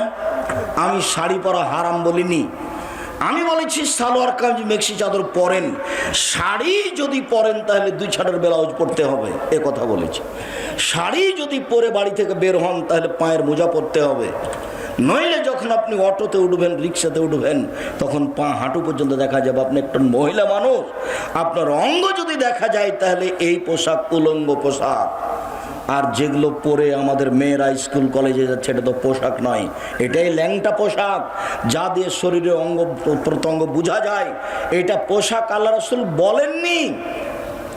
রাসূল সাল্লাল্লাহু আলাইহি ওয়াসাল্লাম বলেন, নিসাউন, মহিলা, কাশিয়াতুন, কাপড় পরে থাকে, আরিয়াতুন, উলঙ্গ, মুমিলাতুন, ওরা পুরুষকে নিজের দিকে আকৃষ্ট করে। ওরা যখন হাঁটে তখন পুরুষেরা তাদের দিকে দেখতে থাকে। মাইলাতুন, ওরা নিজেরা আকৃষ্ট হয়। যখন রাস্তায় হাঁটে ওরা, তখন কেন জানি কেমন কেমন করে, আনছান আনছান করে। একবার রাস্তার ডান দিকে যায়, একবার বাম দিকে যায়, একবার মাথার চুল নাড়ে, একবার হাত নাড়ে, একবার মুখের ভাঁজ করে কথা বলে। দেখেন তো দিন রাত যেটা চোখে পড়ছে, এরা এইভাবে চলে। লায়াত খুলনাল জান্নাহ, এরা জান্নাতে যাবে না। ওলা ইয়াজিদনা রিহাহা, জান্নাতে তো যাবে না, যাবেই না, জান্নাতের গন্ধ পাবে না। ফাইনা রিহা লা তুজাদু মিন মাসিরাতে কাদা ওয়া কাদা, যে জান্নাতের গন্ধ পাওয়া যায় 1 বছরের দূরত্ব পথ থেকে। উপস্থিত বৈঠকের মুসলিম বোন, একটু লজ্জা করুন, আপনার জন্য জান্নাত সহজ। 4টা কাজ করলে জান্নাতের সব দরজাতে ঢুকতে পারবেন। শুনুন, আপনাকে বলছি, উপস্থিত বৈঠকের মুসলিম বোন এইদিকে শোনেন, আপনাকে বলছি, আপনি যদি 4টা কাজ করেন তাহলে জান্নাতে সহজেই চলে যাবেন। যদিচ আল্লাহ রসুল যখন জাহান্নাম দেখলেন তখন বলছেন যে শুধু মহিলা আর মহিলা, জাহান্নাম মানে নারী, জাহান্নাম মানে নারী, শুধু নারী আর নারী। এরপরে বলছেন মহিলার যদি 4টা কাজ করতে পারে তাহলে জান্নাতের সব দরজা খোলা, সবটা দিয়ে ঢুকতে পারবে। এত বড় সুযোগ পুরুষকে দেওয়া হয়নি। 1 সলাত খামসাহা, 5 ওয়াক্ত সালাত আদায় করলো। 2 সমাজ সাহারাহা, রমজান মাসের সিয়াম পালন করলো, রোজা থাকলো। 3 আতাদ বালাহা, স্বামীকে মেনে চললো। 4 আহসানাত ফারজাহা, জেনায় লিপ্ত হলো না। এই 4টা কাজ করেনি যে, এই 4টা কাজের হেফাজত করেছে যে, তার জন্য জান্নাতের সব দরজা খোলা। 1 5 ওয়াক্ত সালাত, 2 রমজান মাসের রোজা, 3 স্বামীকে মেনে চলা। শুনুন, আপনার স্বামীর মুখ খারাপ এ কথাই ঠিক, আপনার স্বামী আপনাকে গালি দেয় এ কথাই ঠিক, আপনার স্বামী আপনাকে মারে এ কথাই ঠিক। এরপরেও আমি আব্দুর রাজ্জাক বিন ইউসুফ আপনাকে আমি অনুরোধ করছি, এই স্বামীকে মেনে চলেন, ভালো হবে। এই স্বামীকে বাদ দিয়ে আপনি আরেকটা সংসার করবেন, সেটা ভালো হবে। এটা কি করে আপনি বুঝলেন? গালি দেখ, মুখটা বন্ধ রাখেন, আপনি মারুক, তবু আপনি ধৈর্য ধারণ করেন, আপনি এই সংসার ত্যাগ করিয়েন না। আর এই যে মাস মাস সপ্তাহ সপ্তাহ কথা বলেন না, 1 গ্লাস পানি চাইলে পানি নিয়ে এসে ঠেককস করে সামনে রেখে চলে যান। তো এইভাবে তো আপনার ইবাদত কবুল হবে না। তিতা লাগুক মিঠা লাগুক, তাকে মেনেই চলতে হবে, জান্নাত সহজ। আমি বলিনি এই কথা, মুহাম্মদ সাল্লাল্লাহু আলাইহি ওয়াসাল্লাম বলেছেন, আমার এটা ব্যক্তিগত কথা নয়। 4 জেনা, কথার কথা। আব্দুর রাজ্জাক সাহেব দুঃখিত, আপনাকে তো আমি বলতে পারছি না, আমার ছাত্রী জীবনে জেনা ঘটে গেছে, এখন কি করি? দুশ্চিন্তা ভোগ করিয়েন না, ক্ষমার জন্য আল্লাহ প্রতীক্ষমান রয়েছেন। শোনো, তুমি যদি আজ থেকে জেনা বন্ধ করতে পারো, মোবাইলে যদি প্রেমের গল্প বন্ধ করতে পারো, আল্লাহ তাআলা বলছেন অনাহা নাফসা আনিল হাওয়া ফাইনাল জান্নাতু হিয়াল মাওয়া। যে ব্যক্তি অশ্লীল কাজ থেকে নিজেকে ঠেকিয়ে দিল, বলে দিল আমি আর কোনোদিন অশ্লীল কাজ করব না, আমি আল্লাহ তাকে জান্নাতুল মাওয়া দিয়ে দিলাম। এই কথা আল্লাহ বলেন। আপনি আজ থেকে অশ্লীল কাজ বন্ধ করেন, জান্নাতের সব দরজা খোলা, আপনি চিন্তা করবেন না। আপনি একটু আল্লাহকে বলেন, আল্লাহ তাআলা বলছেন ইবনা আদম মা দাওতানি ওয়া রাজাওতানি গাফারতু লাকা আলা মা কানা ফিকা ওয়ালা উবালি। এ আদম ছেলে মেয়ে শোনো, আদমের ছেলে মেয়ে শোনো, তুমি যেভাবে ডাকো আমি সেভাবে থাকি, তুমি যেভাবে আশা পোষণ করো সেভাবে আমি পূর্ণ করে থাকি। আদমের ছেলে মেয়ে শোনো, তুমি যেভাবে ডাকো আমি সেভাবে থাকি, তুমি যেভাবে আশা পোষণ করো সেভাবে আমি পূর্ণ করে থাকি। তুমি ক্ষমা চাইলে আমি তোমাকে ক্ষমা করে দেব, আমি পরোয়া করি না তুমি কত বড় পাপী, আমি পরোয়া করি না তুমি কত বড় পাপী, আমি পরোয়া করি না তুমি কত বড় পাপী। আদমের ছেলে মেয়ে শোনো, লাউ বালাগাত যুনুবুকা আনানা সামায়ে, তোমার পাপ বেশি হতে হতে যদি আকাশে লেগে যায়, পাপ আর পাপ, আকাশ জমিন পরিপূর্ণ হয়ে আছে তোমার পাপে। ফাস্তাক ফারতানি, এরপরে যদি তুমি যদি আমার কাছে ক্ষমা চাও, গাফারতু লাকা, আমি তোমাকে ক্ষমা করে দেব। আল্লাহ উবালি, আমি পরোয়া করি না তুমি কত বড় পাপী, আমি পরোয়া করি না তুমি কত বড় পাপী, আমি পরোয়া করি না তুমি কত বড় পাপী। আদমের ছেলে মেয়ে শোনো, এই 2টা বাক্য আমি পৃথিবীতে বললাম, বিচারের মাঠে যখন তোমরা সবাই আসবে, তখন আমি আল্লাহ তোমাদের সামনে আবার আসব। আল্লাহ আপনার সামনে বিচারের মাঠে এসে বলবেন, আদম সন্তান শোনো, লা আতাইতানি বিকুরাবিল যে খাতায়া সুমা লাকিতানি লা তুশরিকু শাইআ লা আতাইতুকা বিকুরাবিহা মাগফিরা। আদমের ছেলে মেয়ে শোনো, আজকে বিচারের মাঠে উপস্থিত হয়েছো পাপ নিয়ে, তোমাদের পাপ আকাশ জমিন পরিপূর্ণ হয়ে আছে, পাপ আর পাপ। আমি আল্লাহ তোমাদের সামনে উপস্থিত হয়েছি, তোমার যে পরিমাণ পাপ আমার সেই পরিমাণ ক্ষমা, তোমার যেই পরিমাণ পাপ আমার সেই পরিমাণ ক্ষমা, তোমার পাপ যত আমার ক্ষমা তত, তোমার পাপ যত আমার ক্ষমা তত, যদি শিরক না থাকে। শেষে একটা বাক্য বললেন, যদি শিরক না থাকে। এটার নাম বাংলাদেশ। ভারত বাংলাদেশে শিরক চলে বিপদ সীমার উপর দিয়ে। এদেশের স্কুল, কলেজ, শিক্ষা প্রতিষ্ঠান, অফিস, আদালত, কোর্ট কাচারি শিরক দিয়ে ভরা। এদেশের বাড়ি ঘর শিরক দিয়ে ভরা। আপনার মা কুলাতে চাউল ঝাড়ছে, আপনার ছেলে যদি কুলার উপরে চড়ে নেয় তাহলে আপনার মা বলে সব কুলাক্ষণে ছেলে কুলাতে পা দিতে হয়। তো কুলাতে পা দিলে কি হবে? এটা বলতে পারে আপনার মা, এখন একটু শর্ত বিরক্ত করিস না, এটা বলতে পারে। কিন্তু বলছে যে কুলাতে কি পা দিতে হয়, কুলাতে পা দিলে কি হবে? পা দিয়ে কুলা ভেঙে ফেলে দেখি, তাতে কি আছে? এই কথা আপনার মা বলতে পারেন, আপনার স্ত্রী বলতে পারেন, শর্ত তোরা বিরক্ত করিস না তো কাজ করতে, এটা বলতে পারে। কিন্তু কেন বললো যে কুলাতে পা দিতে হয়, এই কথা কেন বললো? আখাতে চুলহাতে পা দিতে হয় কেন বললো এই কথা? ভাতের পাতিলে পা লেগে গেল, এটা কেমন হয়ে গেল, এটা কেন বললো? গরুকে লাথি মারা যায় কেন বললো? তুলসী গাছ তুলে ফেলা যায় না, এই কথা কেন বললো? হাত থেকে গিলাস পড়ে গেছে, কুটুম্ব আসতে পারে, এই কথা কেন বললো? ঘরের উপরে কাক কাক ডাকছে, কি জানি হতে পারে, বিপদ হতে পারে, আর আত্মীয় স্বজন আসতে পারে, এই কথা কেন বললো? ছেলের মেয়ের বাচ্চা হয়েছে, রাতে বের হবে এই বাচ্চার মা, তাই লোহা হাতে করে বের হতে হবে, দালি খুরপি কিছু বের হতে হবে হাতে করে, নইলে বাচ্চাকে চোরাচুরনি পাখিতে ধরবে, এটা কেন বললো? কত সেরে কাছে, তার কোনো হিসাব না। অপবিত্র অবস্থায় বেগুনের গাছ থেকে বেগুন তুলে আনা যায় না, সিমের গাছ থেকে সিম ছিঁড়ে আনা যায় না। ফরজ গোসল করেনি, সেজন্য কিছু করতে পারে না। সব কিছু করতে পারে, ফরজ গোসল না করে পারে না নামাজ পড়তে, পারে না কোরআন তেলাওয়াত করতে। গোসল করতে না পারলে তায়াম্মুম করে করবে, কিন্তু করা যাবে না, এই কথা বললো কেন? আরো তো আছে শিরকের কোনো শেষ নাই। এদেশের মাটিতে শিক্ষা প্রতিষ্ঠান, অফিস, আদালত শিরক দিয়ে ডুবে আছে। আদম সন্তান, শুনে রেখো, আজ বিচারের মাঠে যদি তোমাদের পাপ থাকে, আকাশ জমিন পরিমাণ পাপ, আমি আল্লাহ ওই পরিমাণ ক্ষমা নিয়ে এসেছি। তোমার পাপ যত আমার ক্ষমা তত, তোমার পাপ যত আমার ক্ষমা তত, তোমার পাপ যত আমার ক্ষমা তত, যদি শিরক না থাকে। শিরক খুব বিপজ্জনক বস্তু, খুব বিপজ্জনক জিনিস হলো শিরক। আল্লাহর সাথে শিরক করলে আল্লাহর মানের হানি হয়।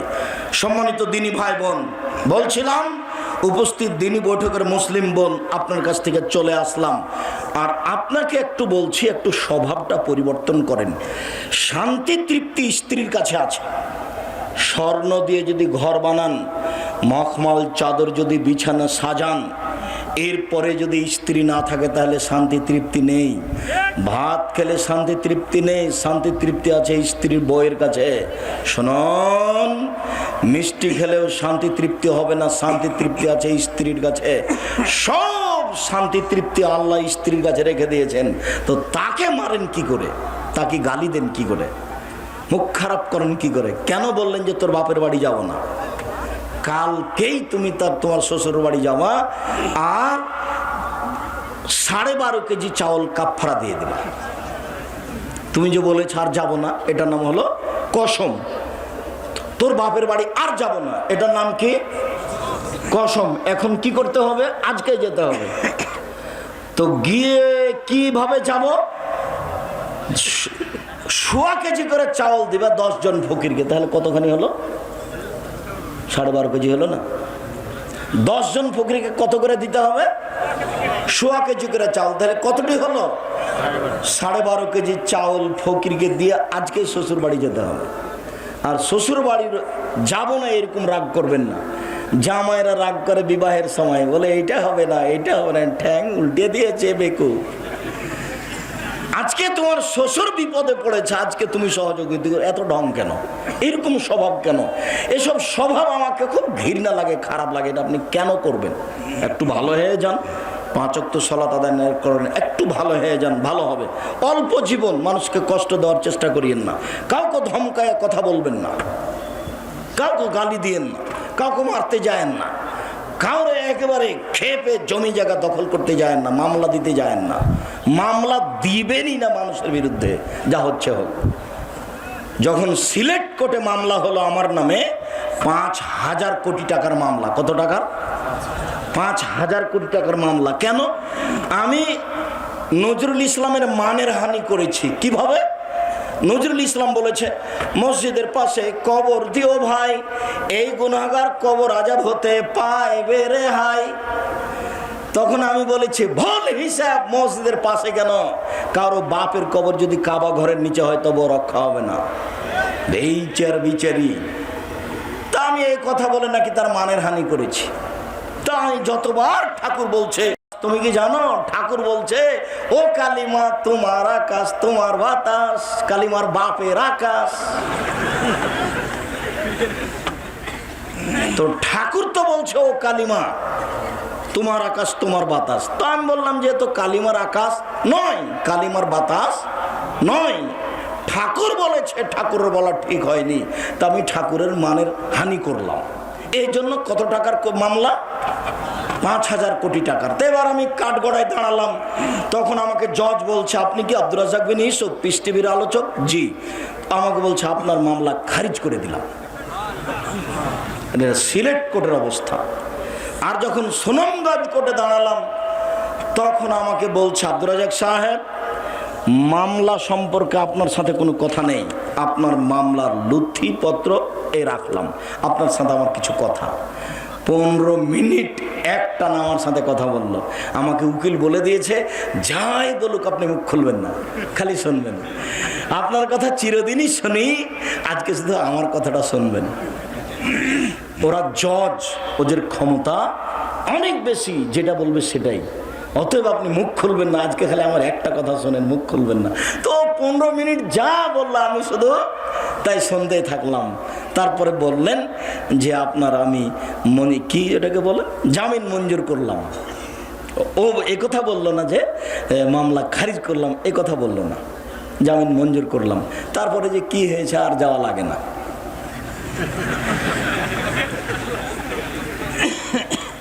সম্মানিত দিনী ভাই বোন, বলছিলাম মানুষের মান সম্মানে কোনোদিন যাবেন না আঘাত করতে, তার নাম জুলুম। বিচারের মাঠে বিচার দেরি হয়ে যাবে। একজন মুরব্বী মানুষকে যদি ধমকে বলেন জানো এখান থেকে, কেন এসছেন এখানে, তাহলে তার মান সম্মানের হানি হলো। এটা হলো মানুষের মান সম্মানের হানি, এটা জুলুম। একটার কারণে আপনার বিচার যদি একদিন দেরি হয় তাহলে 50,000 বছর, আর যদি 3 দিন দেরি হয় তাহলে 1.5 লক্ষ বছর বিচার দেরি হয়ে গেল। জানি না আপনার বিচারের মাঠ কত কঠিন হবে। আর যারাই জালেম তাদের বিচার দেরিতে হবে। যারা জাকাত দেয় না তারা ফকিরের মাল মারে খায়। যারা ওষুধ জাকাত দেয় না তারা কার টাকা মারে খায়?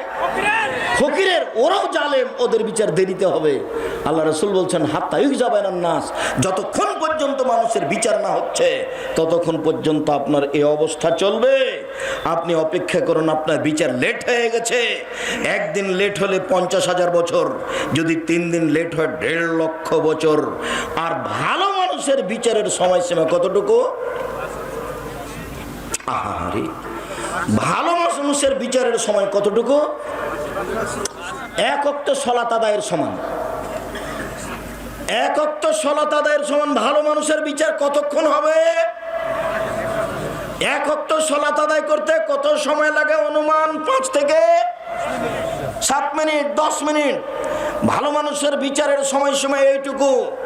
ভালো মানুষ হওয়ার জন্য জীবন বাজি রেখে চেষ্টা করতে হবে যে কোনো মূল্যে। বিচারের সময় কতটুকু হবে? 7 থেকে 10 মিনিট, 5 থেকে 7 মিনিট, 7 থেকে 10 মিনিট। ভালো মানুষের বিচারেই একটু লেট হয়ে গেলে 50,000 বছর, 3 দিন লেট হয়ে গেলে 1.5 লক্ষ বছর। বিচারের মাঠ বড় জটিল, বিচারের মাঠ বড় হালকা। ভালো মানুষের কবরের শুয়ে থাকার সময়সীমা কতটুকু? বাসর রাতের সমান। 50,000 বছর আগে যে মারা গেছে ও যদি ভালো হয় তো কিয়ামতের মাঠে যখন উঠবে তখন বলবে আরে এই তো রাত 3টার সময় ঘুমালাম, স্ত্রীর সাথে কথা বলে ঘুমাতে ঘুমাতে উঠাতে হচ্ছে কেন? আল্লাহ রাসূল বলছেন লাইকে জোহা ইল্লাহ বাহালি এলাইহি নাম কানামাতিল আরুসে। উত্তর সুন্দর হয়ে গেছে, কবরে তোমার উত্তর সুন্দর হয়ে গেছে। তুমি ঘুমিয়ে যাও বাসর রাতের ঘুমানোর মতো। তুমি ঘুমিয়ে যাও বাসর রাতের ঘুমানোর মতো। যাকে কেউ উঠাবে না নিজের মানুষ ছাড়া, যাকে কেউ উঠাবে না প্রিয় মানুষ ছাড়া। এই কথা মুহাম্মদ সাল্লাল্লাহু আলাইহি সাল্লাম বলেন। শুনুন, বাসর রাতে 10টা পর্যন্ত গল্প হলো, 11টা পর্যন্ত। তারপরে মা বাসর ঘর সাজিয়েছে, ভাবি নয়, চাচাতো বোন নয়, মা খালা ফুফু বাসর ঘর সাজিয়েছে।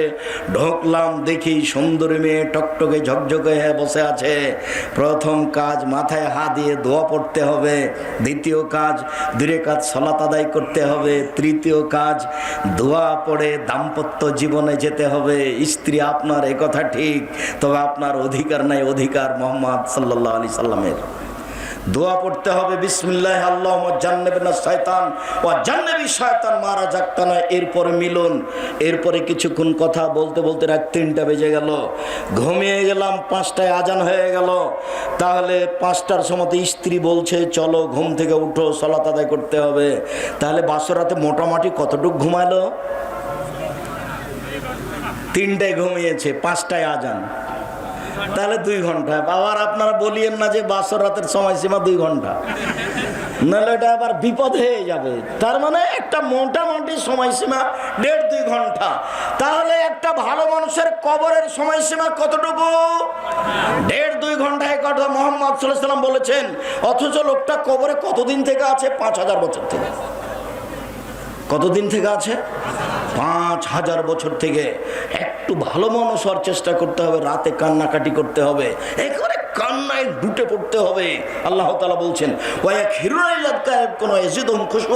পৃথিবীতে হাজারো মানুষ কান্নায় একবারে ভেঙে লুটিয়ে মাটিতে পড়ে, তাদের কান্নার শব্দ তাদের ভীতিকে আরো বেশি করে দেয়।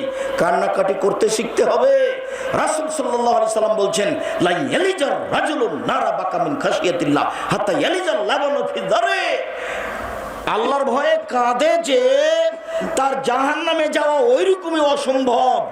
গাভীর বাঁট থেকে দুধ বের করে ভিতরে ঢোকানো যেমন অসম্ভব, গাভীর বাঁট থেকে দুধ বের করে ভিতরে ঢোকানো যাবে, এটা যেমন অসম্ভব। আল্লাহর ভয়ে কাঁদে যে তার জাহান্নামে যাওয়া তেমনি অসম্ভব। এ কথা আমি বলিনি, এ কথা মুহাম্মদ সাল্লাল্লাহু আলাইহি সাল্লাম বলেছেন। সম্মানিত দিনী ভাই বোন, যতই দামি ইবাদত সালাত হোক না কেন, এর নেকি আল্লাহ নিজে হাতে দিবেন না। কিসের নেকি আল্লাহ নিজে হাতে দিবেন? সেম। যতই দামি ইবাদত হোক না কেন হজ, তার নেকি আল্লাহ নিজে হাতে দিবেন না। রাসূল সাল্লাল্লাহু আলাইহি সাল্লাম বলেন কুল্লু আমাল ইবনে আদম ইয়াফুল হাসানাতু বিআশরি আমসালিহা। আদম সন্তানের সব নেকি 1 থেকে 10, 10 থেকে 700, আরো আরো আরো। এই ফেরেশতা সুবহানাল্লাহ বলেছে নেকি লিখে দাও। এই ফেরেশতা আলহামদুলিল্লাহ বলেছেন নেকি লিখে দাও। এই ফেরেশতা সালাত আদায় করেছেন নেকি লিখে দাও। হজ করেছেন নেকি লিখে দাও। তবে সেম সেম আমার ব্যাপার, প্রতিদান আমি দিব। আল্লাহ বলছেন সেম আমার ব্যাপার, প্রতিদান আমি দিব। আল্লাহ প্রতিদান নিজে হাতে দিবেন। কি দিবেন? জান্নাত। একটা কথা মনে রাখেন, সেম থাকলে, রোজা থাকলে কিন্তু 5-10 নেকি পাওয়া যায় না, 20-500 নেকি পাওয়া যায় না। সেমের কিন্তু এরকম নেকি নাই। সেমের বিনিময়টা কি? জান্নাত। যাও, জান্নাতে চলে যাও। এই ছেলে, একটু ধৈর্যের পরিচয় দিবে। থামো, আমি খুব ক্লান্ত মানুষ, তারপরেও তোমার সামনে কথা বলছি। সম্মানিত দিনী ভাই বোন, সেম একটা ভিন্ন ধরনের ইবাদত। সাহল ইবনে সাদ রাদিয়াল্লাহু তাআলা আনহু বলেন, রাসূল সাল্লাল্লাহু আলাইহি সাল্লাম বলেছেন, পৃথিবীর মানুষ মনে রেখো, জান্নাত একটি, দরজা 8টি। জান্নাত একটি, দরজা 8টি। একটি দরজার নাম রায়ান, লা ইয়াদখুলু ইল্লা সাইমুন। সেই দরজা দিয়ে সিয়াম পালনকারী ব্যক্তি ছাড়া কেউ ঢুকতে পাবে না। এই যা দাখালা আখিরুম উগলেকা, যখন শেষ ব্যক্তি ঢুকে যাবে এই দরজা বন্ধ করা হবে, অন্য কেউ দরজাতে ঢুকতে পাবে না। একটু বাস্তব দেখায়। এই ছেলে, ঘুমাচ্ছ নাকি? কারো গায়ে হাত দিয়ে বসে আছো? এদিকে লক্ষ্য করো। যখন জান্নাতে ঢুকবে তখন সব দরজা থেকে ফেরেশতারা বলবেন, হজ পালনের জন্য একটা দরজা আছে, তো ফেরেশতারা বলবেন আসেন আসেন, যারা হজ করেছেন এই দরজাতে আসেন, যারা দানকারী ওদের জন্য একটা দরজা আছে, আসেন আসেন যারা দান করেছেন এই দরজা দিয়ে আসেন, আসেন যারা সালাত আদায় করেছেন এই দরজা দিয়ে আসেন, আসেন যারা সিয়াম পালন করেছেন এই দরজা দিয়ে আসেন। তখন সাহাবী বলছেন আল্লাহর নবী সব দরজা থেকেই ডাকবে এমন কি কেউ আছে? আবু বকর সিদ্দিক রাদিয়াল্লাহু আনহু বলছেন আল্লাহর নবী সব দরজা থেকে কাউকে ডাকা হবে এমন কি কেউ আছে? তখন আল্লাহ রাসূল বলছেন হ্যাঁ তুমি তার মধ্যে। আবু বকর সিদ্দিক তোমাকে সব দরজা থেকেই ডাকা হবে। এখন আমি বলছি যে সিয়াম পালনকারীর শেষ ব্যক্তি ঢুকে গেলে এই দরজাটা বন্ধ করা হবে, তখন সব খোলা আছে। তাহলে হজ করেছে যারা তারা দানের দরজাতে ঢুকতে পারবে, দান করে যারা তারাও হজের দরজাতে ঢুকতে পারবে। কিন্তু যদি রোজা না থাকে তাহলে এই দরজাতে ঢুকতে পাবে না, সে যত বড় ইবাদতকারী ব্যক্তি হোক না কেন। এই দরজাতে ঢোকার জন্য শুধু কি করা লাগবে? সিয়াম, রোজা থাকা লাগবে। রোজা ভিন্ন জিনিস। উমামা বাহিলি রাদিয়াল্লাহু তাআলা আনহু বলেন আমি একদা আল্লাহ রাসূলকে বললাম মরনি বিআমালিন, আল্লাহ রাসূল একটা আমলের কথা বলেন তো আল্লাহ রাসূল, যাতে আমি জান্নাতে চলে যাব। তখন আল্লাহ রাসূল বলছেন আলাইকা বিসসাম, তুমি সিয়াম থাকো, ফাইনহু লা ইদলা লাহু। উমামা শুনে রাখো সিয়ামের সমপর্যায়ের কোন ইবাদত পৃথিবীতে নেই। অফিরিওয়ায়াতিন লা মিসলা লাহু, সিয়ামের সাদৃশ্য কোন ইবাদত নেই। হজ ইবাদতটি সিয়ামের সমান এমন বলা যাবে না। সালাত ইবাদতটি সিয়ামের মতো এমন বলা যাবে না। কেন? পৃথিবীতে এমন কোনো ইবাদত নেই যেটা সিয়ামের মতো হতে পারে, যেটা সিয়ামের সমপর্যায়ের হতে পারে। এটা একটা ভিন্ন ধরনের ইবাদত। সম্মানিত দিনী ভাই বোন, আবু সাঈদ খুদরি রাদিয়াল্লাহু তাআলা আনহু বলেন রাসূল সাল্লাল্লাহু আলাইহি সাল্লাম বলেছেন মান সামা ইয়াওমান ফি সাবিলিল্লাহ বাদাল্লাহু ওয়াজহুন মিনার সাবিনা খরিফা, কেউ যদি আল্লাহকে সন্তুষ্ট করার জন্য একদিন সিয়াম থাকে তাহলে তাকে 70 বছরের পথ জাহান্নাম থেকে দূরে সরিয়ে দেওয়া হবে। রাসূল সাল্লাল্লাহু আলাইহি সাল্লাম বলেন কেউ যদি আল্লাহকে সন্তুষ্ট করার জন্য একদিন সিয়াম থাকে তাহলে তাকে 100 বছরের পথ জাহান্নামকে তার থেকে দূরে সরিয়ে দেওয়া হবে। রাসূল সাল্লাল্লাহু আলাইহি সাল্লাম বলেন কেউ যদি আল্লাহকে সন্তুষ্ট করার জন্য একদিন সিয়াম থাকে জালা বাইন হবে নানার খান্দাক কামা বাইনা সামায় ওয়াল আরজ, তাহলে তার মাঝে আর জাহান্নামের মাঝে 500 বছরের পথ ব্যবধান করা হবে। এই ছেলে শোনো, কয়েকটা গুরুত্বপূর্ণ নফল সিয়াম আছে, কাছাকাছি আসছি, একটু ধৈর্যের পরিচয় দিবা। একদিন সিয়াম থাকলে 70 বছরের পর দূরে চলে যাবে জাহান্নাম। 1 2 একদিন সিয়াম থাকলে 100 বছরের পর দূরে সরে যাবে জাহান্নাম। 3 একদিন সিয়াম থাকলে 500 বছরের পর দূরে সরে যাবে জাহান্নাম। ফলাফল একদিন সিয়াম থাকলে মানুষ জান্নাত পাবে। ফলাফল একদিন মানুষ সিয়াম থাকলে জান্নাত পাবে। এইবার আবু হুরায়রা রাদিয়াল্লাহু তাআলা আনহু বলেন রাসূল সাল্লাল্লাহু আলাইহি সাল্লাম বলেছেন আফজালুস সিয়ামে বাদা রমাদান শাহরুল্লাহিল মুহররম, রমজানের পরে সবচেয়ে দামি সিয়াম হলো মুহররমের সিয়াম, নফল সিয়াম। রমজানের পরে সবচেয়ে দামি ভালো সিয়াম হলো মুহররমের সিয়াম। লাম্মা কাদামান নবী সাল্লাল্লাহু আলাইহি ওয়াসাল্লাম মদিনা, যখন আল্লাহ রাসূল মদিনায় আসলেন দেখলেন তারা মুহররমের 10 তারিখে সিয়াম থাকে। তখন আল্লাহ রাসূল বলেন মা জাল ইয়াউম আল্লাযী তাসুমুনাহু, এই দিনটা কি গো, তোমরা মুহররমের 10 তারিখে সিয়াম থাকো কেন থাকো? তখন লোকেরা বলছে হাযা ইয়াউমুন আযীম, আপনি জানেন না এটা তো অনেক বড় দিন। আনজাল্লাহু তাআলা ফীহি ফিরআউনা কওমহু, আল্লাহ তাআলা আনজাল্লাহু মূসা ওয়া কওমহু, আল্লাহ তাআলা এই মুহররমের 10 তারিখে মূসা এবং তার সম্প্রদায়কে বাঁচিয়ে দিয়েছেন। আল্লাহ তাআলা মুহররমের 10 তারিখে মূসা এবং ফিরআউনকে মূসা এবং তার সম্প্রদায়কে বাঁচিয়ে দিয়েছেন।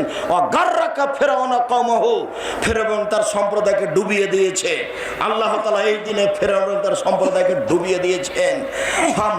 ফাসামা মূসা শুকরান, মূসা আলাইহিস সালাম এই দিনে শুকরিয়া আদায়ের জন্য সিয়াম থাকেন। আল্লাহ, তুমি এইভাবে আমাকে বাঁচিয়ে দিলে, আমি কি করতে পারি? আমি তোমাকে সন্তুষ্ট করার জন্য সিয়াম থাকছি, তুমি একটু খুশি হও। তাই আমরা ইহুদি খ্রিস্টান হিসেবে মুহররমের 10 তারিখে সিয়াম থাকি। তখন আমাদের নবী বলছেন, শোনো শোনো শোনো শোনো, না না আওলা ওয়া হাক্কু মিনকুম, আমরা তোমাদের চেয়ে বেশি হকদার এই দিনে সিয়াম পালন করার ব্যাপারে, আমরা তোমাদের চেয়ে বেশি অধিকার রাখি এই দিনে সিয়াম পালন করার ব্যাপারে।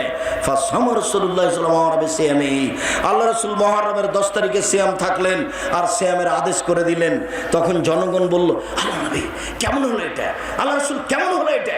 আপনি বলেছেন ইহুদি খ্রিস্টানদের বিরোধিতা করতে হবে, আপনি আবার মুহররমের 10 তারিখে সিয়াম থাকবেন, ওরাও থাকে আমরাও থাকলাম, ওরাও থাকে আমরাও থাকলাম, তাহলে কি বিরোধিতা হলো? তখন আল্লাহ রাসূল বলছেন, শোনো শোনো শোনো, লাইন বাকিতা সানাতাল কাবেলা লা সুমান্না তাসিয়া, আমি যদি সামনে বছর বেঁচে থাকি তাহলে 9 তারিখও সিয়াম থাকবো। শুনে রেখো, 9 তারিখ হবে বিরোধিতা, 10 তারিখ হবে শুকরিয়া। এই ছেলে, তুমি যে এখন উঠে গিয়ে দোকানের সামনে দাঁড়িয়ে আছো, তুমি কি আমার এই বাক্যটা বুঝতে পারলে আমি কি বললাম? তোমার একটা শরম বোধ হয় না? তোমার একটু কথাকে মূল্যায়ন করার মতো ইতস্তবোধ হয় না?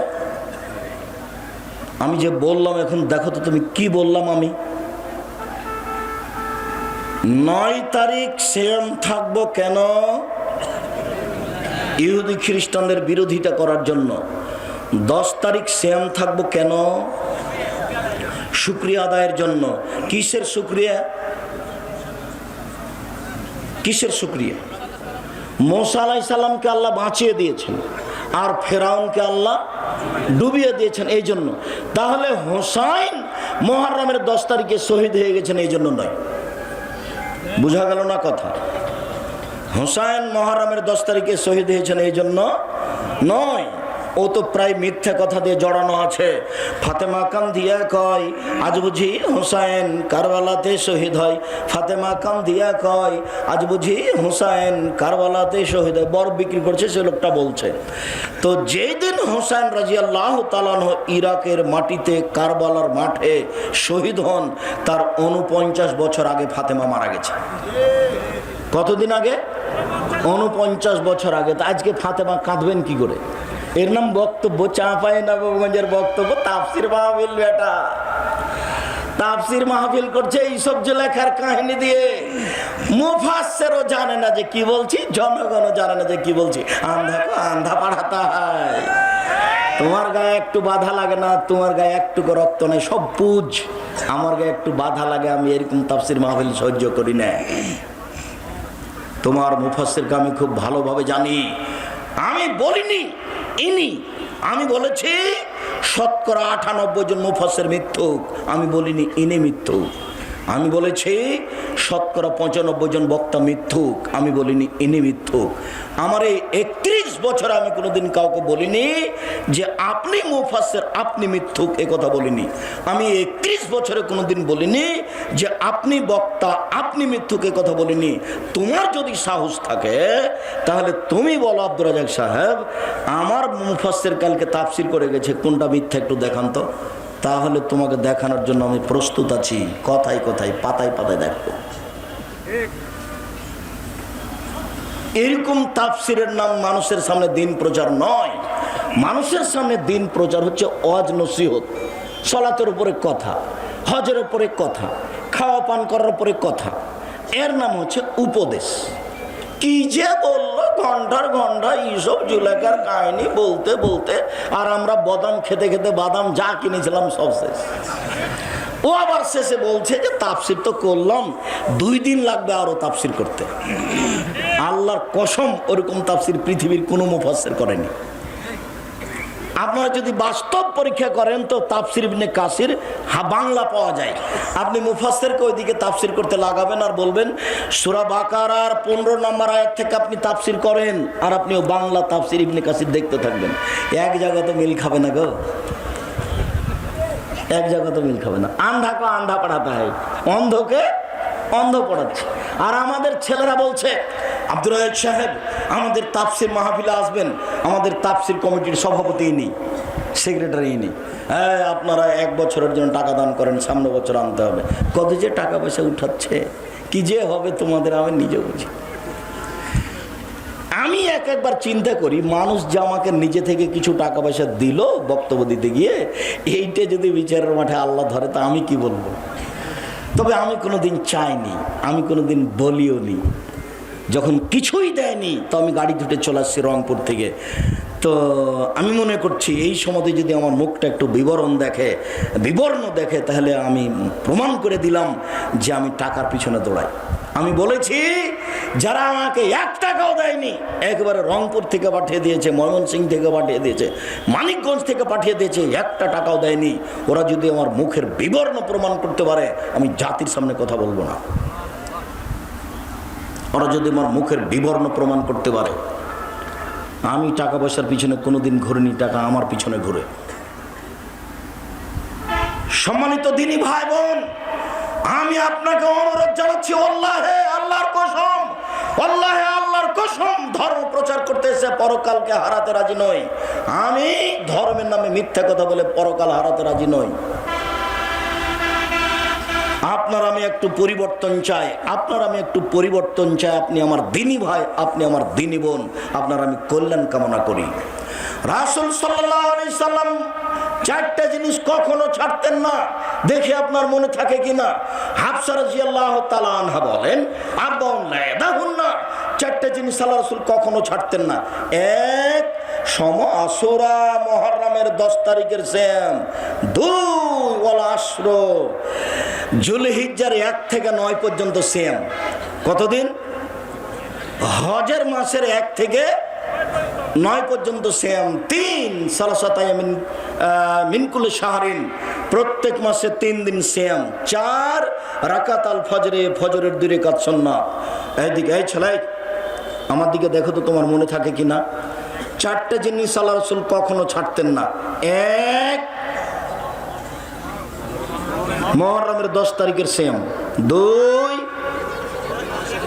যুলহিজ্জার 1 তারিখ থেকে 9 পর্যন্ত সিয়াম, 3 প্রত্যেক মাসে 3 দিন সিয়াম, 4 ফজরের 2 রাকাত সুন্নাত। মনে মনে বলবা, বাড়ির দিকে যাবা, বলে কি গো আরেকটা কি গো, হ্যাঁ মনে পড়েছে, ওটা ফজরের 2 রাকাত সুন্নাত।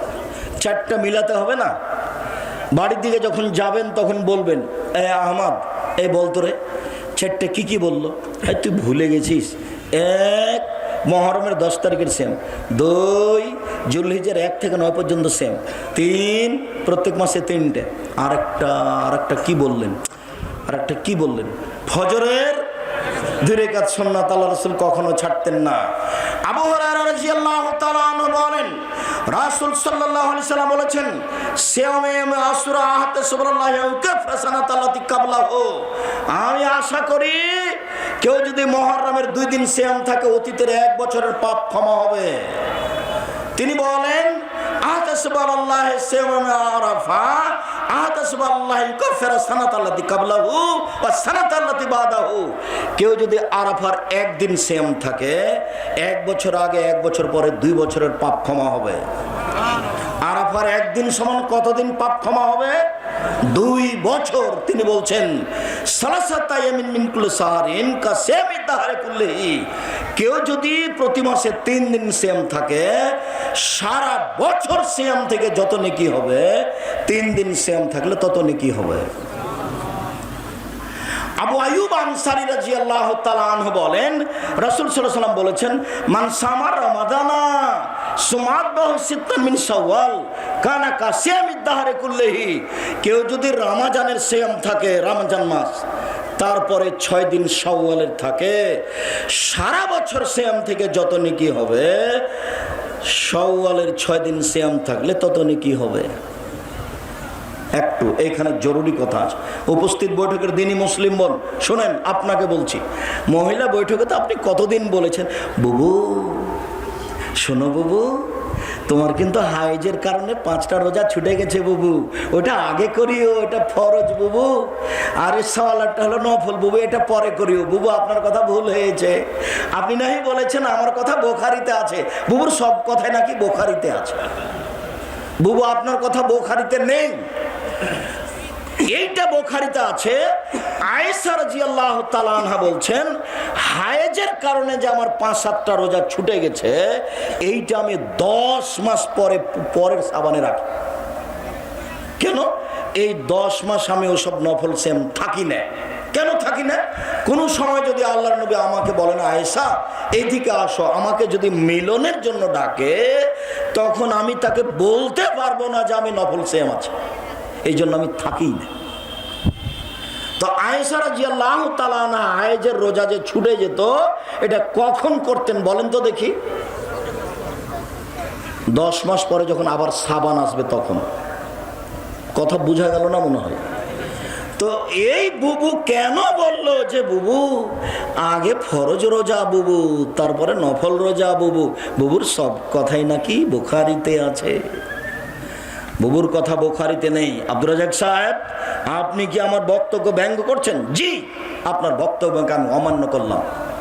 কে বলেছে আপনাকে এইভাবে বক্তব্য দিতে মহিলাদের সামনে? আপনি কে তদন্ত করেছেন? কেন আপনি বলতে যাবেন এখান থেকে ওখানে, এই জেলা থেকে ওই জেলা? কে আপনাকে এই দায়িত্ব দিল? আল্লাহর নবী, আল্লাহে আল্লাহর কসম, আল্লাহে আল্লাহর কসম, আল্লাহে আল্লাহর কসম, আল্লাহর নবীর একসাথে 11 জন স্ত্রী ছিলেন, 11 জন। কেউ দিন প্রচার করার জন্য বাড়ি থেকে অন্য জায়গায় যাননি।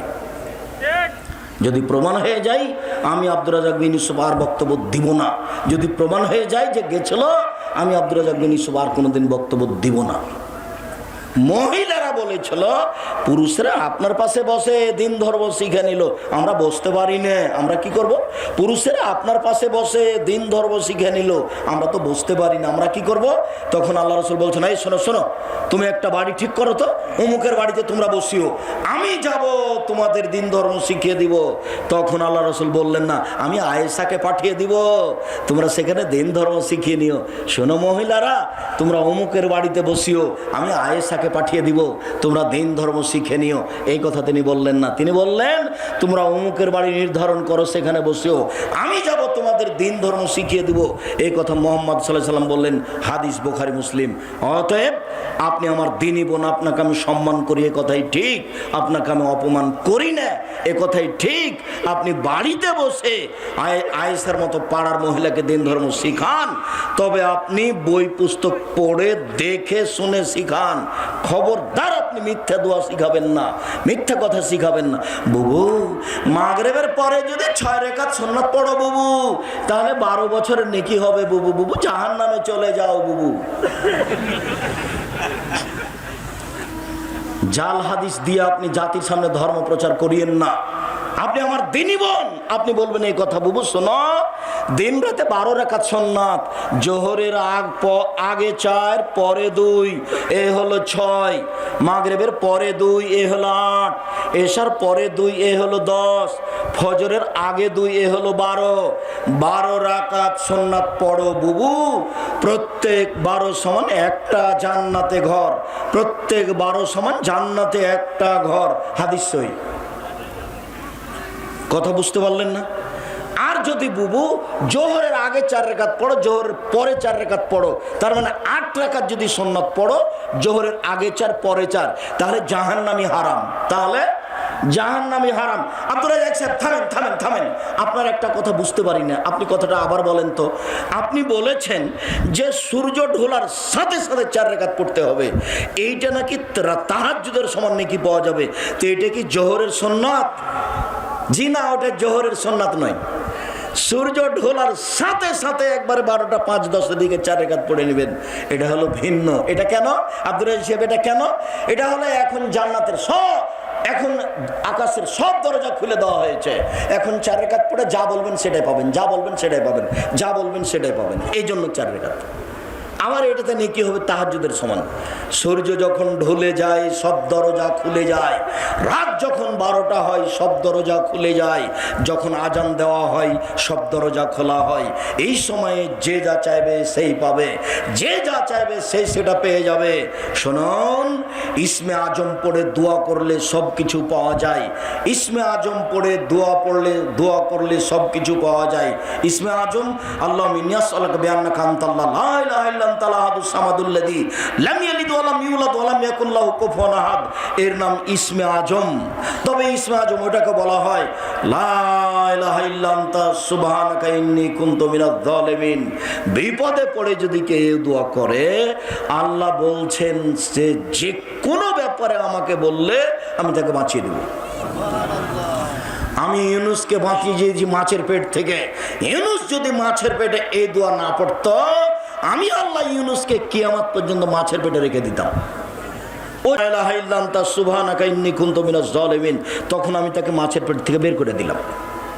পৃথিবীর যে কোনো মানুষ যদি বিপদে পড়ে বলে লা ইলাহা ইল্লা আনতা সুবহানাকা ইন্নী কুনতু মিনাজ জালিমিন, তাহলে আমি তাকে বিপদ থেকে বাঁচিয়ে দেব। কতবার আব্দুর রাজ্জাক সাহেব দেহি সাহেব, 2বার 5বার নয়। বিপদ যেমন বলবেন তেমন, 2বার 1বার নয়। দোয়া ইউনুস মানে 1.25 লক্ষ, মানে জাহান্নামে চলে গেছে। খবরদার 1.25 লক্ষ নয়, 100 কোটি বার হোক না কেন বলতেই থাকবেন। রাসূল সাল্লাল্লাহু আলাইহি সাল্লামকে জিজ্ঞাসা করা হলো, আল্লাহ রাসূল আপনি একটু বলেন তো সবচেয়ে দামি সম্পদ কি যেটা সঞ্চয় করে রাখবো? বলেন তো আল্লাহর নবী সবচেয়ে দামি সম্পদ কি যেটা সঞ্চয় করে রাখবো? তখন আল্লাহ রাসূল বলছেন, শোনো আমি তোমাদের বলে দিচ্ছি সবচেয়ে দামি সম্পদ যেটা সঞ্চয় করে মানুষ রাখে। এক, লিসানুন যাকির, ওই জিহ্বা, যে জিহ্বা বলতে পারে সুবহানাল্লাহ, আলহামদুলিল্লাহ, আল্লাহু আকবার, আস্তাগফিরুল্লাহ। ওই জিহ্বা সঞ্চিত সম্পদ, সবচেয়ে দামি সম্পদ। যে জিহ্বা বলতে পারে সুবহানাল্লাহ, আলহামদুলিল্লাহ, আল্লাহু আকবার, আস্তাগফিরুল্লাহ, রব্বিগফিরলি ওয়া তুব আলাইয়া ইন্নাকা আনতাত তাওয়াবুল গফুর। তারপর সাইদুল ইস্তিগফার। যে জিহ্বা বলতে পারে সেই জিহ্বা হলো সবচেয়ে দামি সম্পদ। এর সাথে আরেকটা কথা শুনেন, আল্লাহ রাসূল একদিন বলছেন, সঙ্গীর সাথে বলতে পারো কোন জিনিস মানুষকে পিছন দিক থেকে ধাক্কা মেরে জাহান্নামে নিক্ষেপ করে? সঙ্গীর সাথে বলতে পারো মানুষকে কি জিনিস পিছন দিক থেকে ধাক্কা মেরে জাহান্নামে নিক্ষেপ করে? সঙ্গীর সাথে বলতে পারো একবার ধরে জাহান্নামে নিক্ষেপ করে কোন জিনিস বলতে পারো? এ কথা বলতে ফাঁকা চলে সানা জিভাটা ধরে নিয়ে বলছেন, দেখো জিভা মানুষকে পিছন দিক থেকে ধাক্কা মেরে জাহান্নামে নিক্ষেপ করে। মুখামুখি হয়ে গেল না দুইটা? বুঝাতে পারিনি মনে হয়। কোন জিনিস মানুষকে পিছন দিক থেকে ধাক্কা মারে জাহান্নামে নিক্ষেপ করছে? জিহ্বা। সবচেয়ে দামি সম্পদ কোনটা? জিহ্বা। তাহলে জিহ্বা কখন দামি সম্পদ? যখন জিকির আজকার করে। তো পিছন দিকে ধাক্কা মারে জাহান্নামে, এটা কখন আব্দুর রাজ্জাক সাহেব? এটা যখন আপনি দোকানে বসে আড্ডা পিটে ল্যাংটা মেয়ে দেখছেন, তখন আরেকজন বদনাম করছেন আরেকজনের, তখন আরেকজন এসে বলছে ঠিকই বলেছিস, আসলেই খারাপ, ও আসলেই খারাপ। এই যে জিহ্বা আপনাকে জাহান্নামে ঠেলে দিয়েছে। 4টা কাজ করবেন জীবনে। এই চলে, 1 5 ওয়াক্ত সালাত, 2 হালাল রুজি, 3 কোরআন তেলাওয়াত, 4 দুজন যেখানে বসে আছে সেখানে বসবেন না। আর কোনোদিন দোকানের সামনে বসে টিভি আছে, টিভিতে ল্যাংটা মেয়ে দেখে জান্নাত কেনার চেষ্টা করিয়েন না, জান্নাত পাওয়া যাবে না। রং মাখানো মেয়েকে নিয়ে মেয়েকে দেখে ইমান ধ্বংস করে জান্নাতের এত দামি মেয়ে পাওয়ার হিসাব করিয়েন না। ওদের ব্যাপারে আল্লাহ চ্যালেঞ্জ করে বলেছেন, লাম ইয়াতমিসহুন্না ইনসুন কাবলাহুম ওয়ালা জান। পৃথিবীর মানুষ শুনে রেখো, জান্নাতে যে সব মহিলারা আছে এত উন্নত মানের মহিলা, এত দামি মহিলা, ওদেরকে পৃথিবীর কোনো জিন, কোনো মানুষ স্পর্শ করেনি, ওদের দেখেনি, ওদেরকে ঢাকা আছে। যেই যত দামি সেই তত ঢাকা। মহিলারা যত নিজেকে ঢেকে থাকবে সে তত দামি হবে। 1 মিনিট, আমার এক চাচার কথা নকল করি। আমার এক চাচির কথা বলছি। মৌলভী আব্দুর রহমান সাহেবের স্ত্রী, উনিও মারা গেছেন, তার স্ত্রীও মারা গেছেন। আমার এক চাচা মোজল, ইনিও মারা গেছেন। মোজাম্মেল তো মোজল বলে ডাকে। তো গল্প করছে আমাদের সামনে যে আমি আলমদের বাড়িতে কাজ করেছি, তো তো সকালে উঠে গিয়ে আমি ঘরে উঠি, ঘর চাই সেই জন্য, খড়ের ঘর। তো সন্ধ্যা পর্যন্ত কাজ করেছি। তে দীর্ঘ সারা দিনে আমি আলমের মাকে কোনো সময় বের হতে দেখিনি। তার মানে তাহলে কি রান্না বান্না করা লাগবে, কি করা লাগবে, আমার চাচি সব প্রস্তুতি নিয়ে সকালে ঘরে ঢুকেছেন। সারাদিন একটা লোক ঘরের উপরে কাজ করছে, তাকে দেখতে পায় না। তা আপনি কেটি সাধারণ মনে করছেন? তাহলে তার একটা ত্যাগ ছিল যে কোনো পুরুষ যেন আমাকে না দেখে। তো সময় তো চলে গেছে, তা তো দুনিয়াতে বেঁচে থেকেছেন, চলে গেছেন দুনিয়াতে। আপনি কি করলেন? উপস্থিত বৈঠকের মুসলিম বোন, আপনি কি করলেন? ঢং ঢং করে দেবরের সামনে গল্প করছে গিয়ে, চাচা তো ভাইয়ের সাথে গল্প। গোটা গ্রাম নাকি ভাই, কেউ বলে নাকি চাচা, কেউ বলে ভাই, গোটা গ্রাম। এটা কোন নীতি হলো? গোটা গ্রামের লোক সবাই নাকি চাচা, সবাই নাকি ভাই, সবার সামনে না কেউ যেতে পারবে না। ধর্ম যে কখন বিকৃত হয়ে গেছে এদের কাছে কেউ হিসাব করে না। নিজেকে দাম দিতে শিখেন। আপনি ঢাকা ঢেকে রাখা মানুষ, আপনি মহিলা মানুষ, নিজেকে যত ঢেকে রাখবেন তত আপনার দাম বাড়বে, নিজেকে যত খুলে দিবেন তত আপনার দাম কমে যাবে। বলছিলাম সম্মানিত দিনী ভাই বোন, রাসূল সাল্লাল্লাহু আলাইহি সাল্লাম বলেন, পৃথিবীর মানুষ তোমরা বৃহস্পতিবার সোমবার সিয়াম থাকো। আমি নিজে বৃহস্পতিবার সোমবার সিয়াম থাকি। কেন? আমি আল্লাহকে দেখাতে চাই সাপ্তাহিক রিপোর্ট তুমি দেখো, আমি বৃহস্পতিবার সোমবার সিয়াম আছি। সাপ্তাহিক রিপোর্ট মানুষের আল্লাহর কাছে পেশ করা হয় বৃহস্পতিবার আর সোমবারে। সাপ্তাহিক রিপোর্ট পেশ করা হয় মানুষের বৃহস্পতিবার সোমবার। আল্লাহ নবী চাইতেন আমার রিপোর্টের সময় আমি সিয়াম আছি, তুমি দেখো, তুমি দেখো আমার রিপোর্টের সময় তুমি দেখো যে আমি সিয়াম আছি। তো আল্লাহর নবী তার সিয়ামটা কি অবস্থায় আল্লাহকে দেখাতে চাইতেন? না, বুঝা গেল না। যার কারণে আল্লাহ রাসূল বৃহস্পতিবার সোমবার সিয়াম থাকতেন। মুরব্বী একটু শুনেন, আপনাকে বলছি, আজ থেকে তো শাবানের সিয়াম শুরু করতে হবেই। আজ থেকে অন্তরে একটা জোরালো প্রতিজ্ঞা করতে হবে, জীবনে আর কোনো দিন বৃহস্পতিবার আর সোমবার সিয়াম ছাড়বো না। ফরজ নয়, তবে বিশাল কিছু পাওয়া। ফরজ নয়, তবে বিশাল কিছু পাওয়া। আর আত্মার সাথে জিহাদ করা হবে। চোখের সামনে ছেলে মেয়ে বউ বেটি একবারে চাঁপানবাবগঞ্জের কালা রুটি খাচ্ছে ভর্তা দিয়ে, বেগুনের ভর্তা দিয়ে, তখন আপনি সিয়াম আছেন। তখন আপনার মনটা বলছে ভুলই হয়েছে মনে হয় থাকা, মনে হয় ভুলই হয়েছে থাকা। আজকে সিয়াম না থাকলে খাওয়াটা বেশ ভালোই হতো। এমনি সিয়াম এত দামি নয়, সিয়াম খুব দামি জিনিস। এবাদতের জগতে সবচেয়ে দামি এবাদত কি বলেন তো? সিয়াম। আর সবচেয়ে শক্তিশালী এবাদত কি বলেন তো? দান। আর দান কিন্তু আল্লাহ কখনো বলেননি যে তুমি তোমার টাকা থেকে দাও। আল্লাহ বলছেন আমি যেটা দিয়েছি সেটা থেকে দাও। বুঝাতে পারলাম না কথা? আল্লাহ বলছেন না যে কখনো যে তোমারটা দাও। কি বলছেন? আমি যেটা দিয়েছি সেটা থেকে দাও। আমি তো তোমাকে চাকরি দিয়েছি, ওটা আমার টাকা। আমি তো তোমাকে জমি জায়গা দিয়েছি, ওটা আমার টাকা, আমার থেকে দাও। তাহলে এবাদতের জগতে সবচেয়ে শক্তিশালী এবাদত কি? দান। এবাদতের জগতে সবচেয়ে দামি এবাদত কি? সিয়াম। আর সবচেয়ে আল্লাহকে সন্তুষ্ট করা যায় কি করলে? কান্নাকাটি করে বললে, কান্নাকাটি করে বললে, কান্নাকাটি করে বললে। কান্না একটা করে রাতে কিছু বলেন, 2 রাকাত সালাত আদায় করেন রাতে, ভালো ভালো মানুষ যারা তাদের তালিকা আপনার নাম দিয়ে দেওয়া হবে। 2 রাকাত রাতে উঠে 2 রাকাত সালাত আদায় করবেন। আল্লাহ রাসূল বলছেন কুতিবা মিনাজ যাকিরিনা যাকিরাত, যারা ভালো ভালো মানুষ তাদের নামে তালিকা দিয়ে দেওয়া হবে। এবার শেষ হাদিস। সম্মানিত দিনী ভাই বোন, এবার মুহররমের সিয়াম, এবার শাবান মাসের সিয়াম। রাসূল সাল্লাল্লাহু আলাইহি সাল্লাম পুরো শাবান সিয়াম থাকতেন। আয়েশা রাদিয়াল্লাহু তাআলা আনহা বলেন পুরো শাবান সিয়াম থাকতেন, তবে কয়েকদিন বাদ দিয়ে। উম্মু সালমা রাদিয়াল্লাহু তাআলা আনহা বলেন লা ইয়াসুমু শাহরাইনি মুতাতাবিআইনি, আল্লাহর নবী পুরো 2টা মাস সিয়াম থাকতেন না, শাবান এবং রমাজান ছাড়া। শেষ কথা, ওসামা বিন যায়েদ রাদিয়াল্লাহু তাআলা আনহু বলেন আমি আল্লাহর নবী, এই ছেলে, এটাই তো আজকের আলোচনার শেষ কথা এবং অতীব গুরুত্বপূর্ণ কথা। আমি দোয়া পড়ি তারপরে আলোচনার এটাই সবচেয়ে গুরুত্বপূর্ণ কথা আর শেষ কথা। আল্লাহর নবী আপনাকে শাবান মাসে এত রোজা করতে দেখি কেন? লাম আরাকা তাসুম মিন শাহরিন মিন শুহুর মা তাসুম মিন শাবান। শাবানে যত সিয়াম থাকেন এত তো অন্য মাসে থাকেন না, এটা জিজ্ঞাসা। এই জিজ্ঞাসাটা আগে মুখস্থ করেন তো। আল্লাহর নবী রমজান মাসে আপনি এত বেশি সিয়াম থাকেন কেন? অন্য মাসে তো থাকেন না, মনে থাকবে না জিজ্ঞাসা? জিজ্ঞাসাটা আবার আপনি বলেন তো। আল্লাহর নবী আপনি শাবান মাসে এত বেশি সিয়াম থাকেন কেন? অন্য মাসে তো থাকেন না।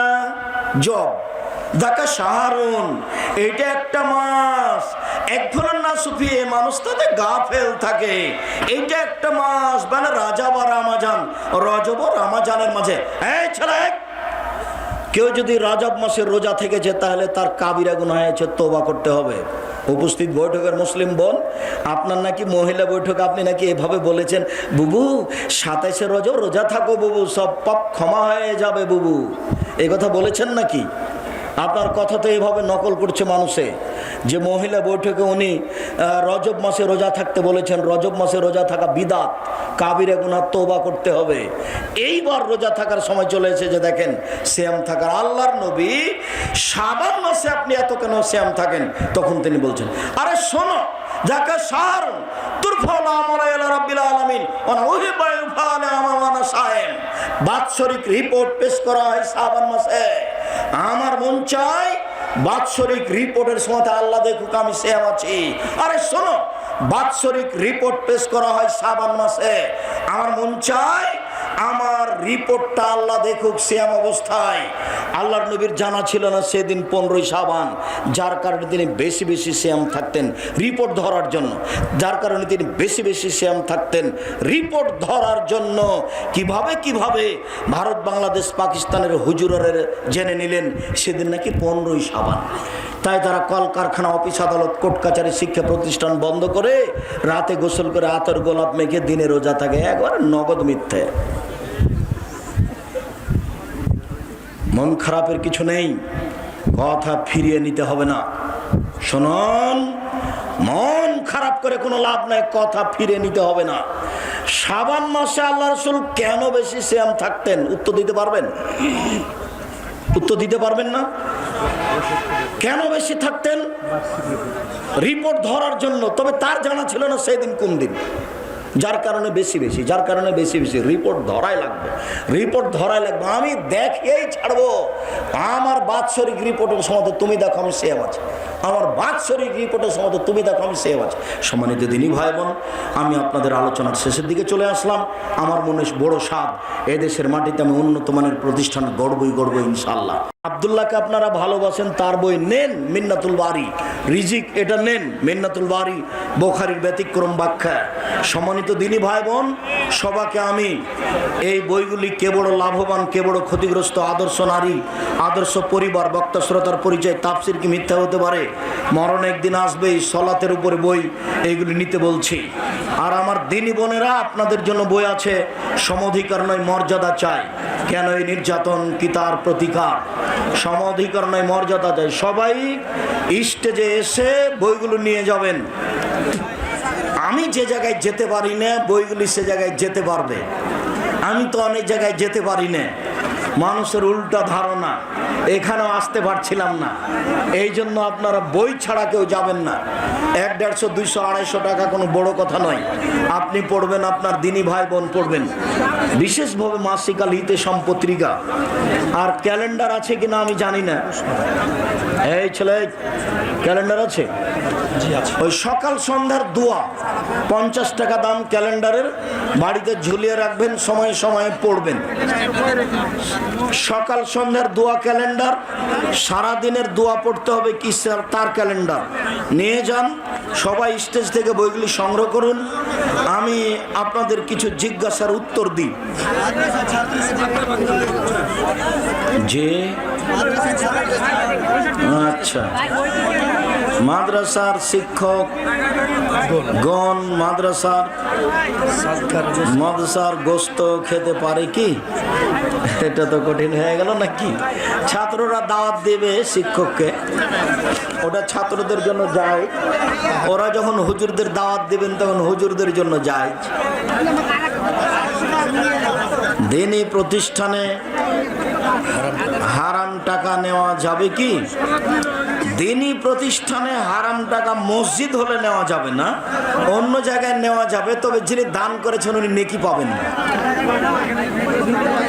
মাদ্রাসা মক্তবে নিতে পারেন, মসজিদে নিতে হবে না, তবে উনি যিনি দান করেছেন তিনি নেকি পাবেন না।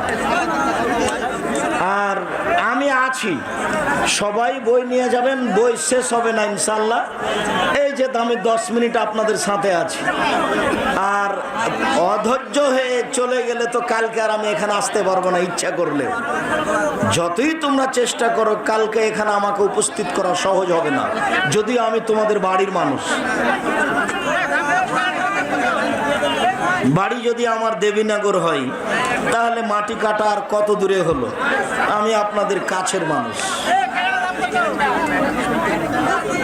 স্ত্রী স্বামীর বন্ধনে থাকবে না, তাহলে মোহরের টাকা সে কি ভোগ করতে পারবে? জি না, স্ত্রী না থাকলে মোহর ফেরত দিয়ে যাবে।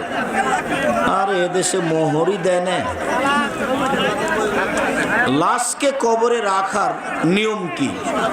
পাঁর দিক থেকে লাশটাকে ঢোকাতে হবে, যেদিকে পা থাকে ওদিক থেকে, তাহলে পাঁর দিক থেকে লাশটাকে ঢোকাবে। আর একবারে পুরো ডান কাতে রাখবে, কবরের দেওয়ালের সাথে লাগিয়ে দিয়ে ডান কাতে রাখবে। তাসবিহ কি ডান হাতের শাহাদাত আঙ্গুল দ্বারা? যেটাই হোক, কনিষ্ঠ কুড়া আঙ্গুল থেকে হোক আর বুড়া আঙ্গুল থেকে হোক, যেখান থেকেই শুরু হোক ডান হাতে সুবহানাল্লাহ আলহামদুলিল্লাহ, কুড়া আঙ্গুল থেকে হোক আর বুড়া আঙ্গুল থেকে হোক, এটা ডান হাতে শুরু করবেন যেখান থেকে হোক। বিয়েতে গায়ে হলুদ ও থুবড়া খাওয়া যাবে কি? গায়ে হলুদ দিতে পারে, তার মা খালা দিবে। দেশের প্রথায় দেওয়া হারাম, দেশের প্রথায় এই থুবড়া হারাম।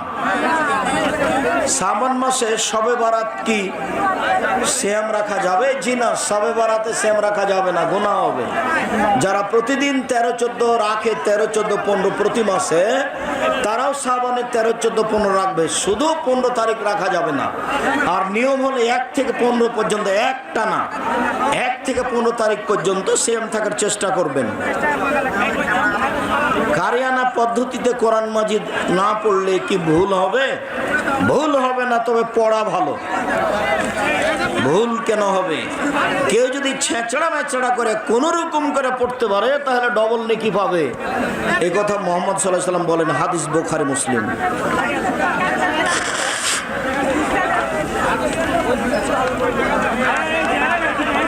শেখ, আপনি তো বলেছেন যে স্ত্রীকে বাপের বাড়িতে 3 দিনের বেশি রাখা যাবে না, তবে বাপ মা যদি জোর করে রেখে দেয়, আচ্ছা জোর করে রাখলে রাখিও, তবে কিছু টাকা দিয়ে দিও। এই নিয়ে কতকার গায়ে ব্যথা যে আব্দুর রাজ্জাক সাহেব কেন বললেন এই কথা। আল্লাহ রাসূলের হাদিসটাতে একটু আপনি তদন্ত করবেন। আমি তো সহজে কোনো কথা এমনিতেই বলি না, তবে আমি মানুষ। রাসূল সাল্লাল্লাহু আলাইহি ওয়াসাল্লাম কয়দিন বাদ দিয়ে পূর্ণ শাবান মাস সিয়াম পালন করতেন? বোঝা যাচ্ছে যে 15, 20, 25 পর্যন্ত থাকতেন, শেষের দিকে 5-7টা বাদ দিতেন, এইরকম মনে হচ্ছে। হাদিসে এসেছে ইল্লা কালিলা, তবে কয়েকটা বাদ দিতেন।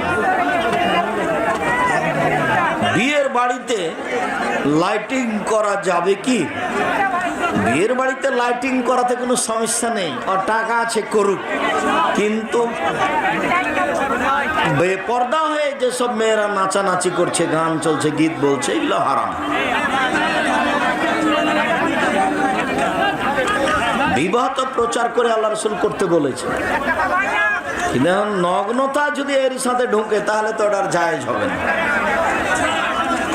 কাঁচা পেঁয়াজ খেয়ে যদি মুখ পরিষ্কার করে মসজিদে যায় না, কাঁচা পেঁয়াজ খাওয়া হারাম। কাঁচা পেঁয়াজ খাওয়া হারাম নয়, খাওয়া যায়, তবে মসজিদে গেলে দাঁত পরিষ্কার করে গন্ধমুক্ত অবস্থায় যেতে হবে। একজন কোরআনের হাফেজ কিয়ামতের মাঠে জান্নাতে নিয়ে যাবেন অন্য কয়জনকে? একজনকে নয়,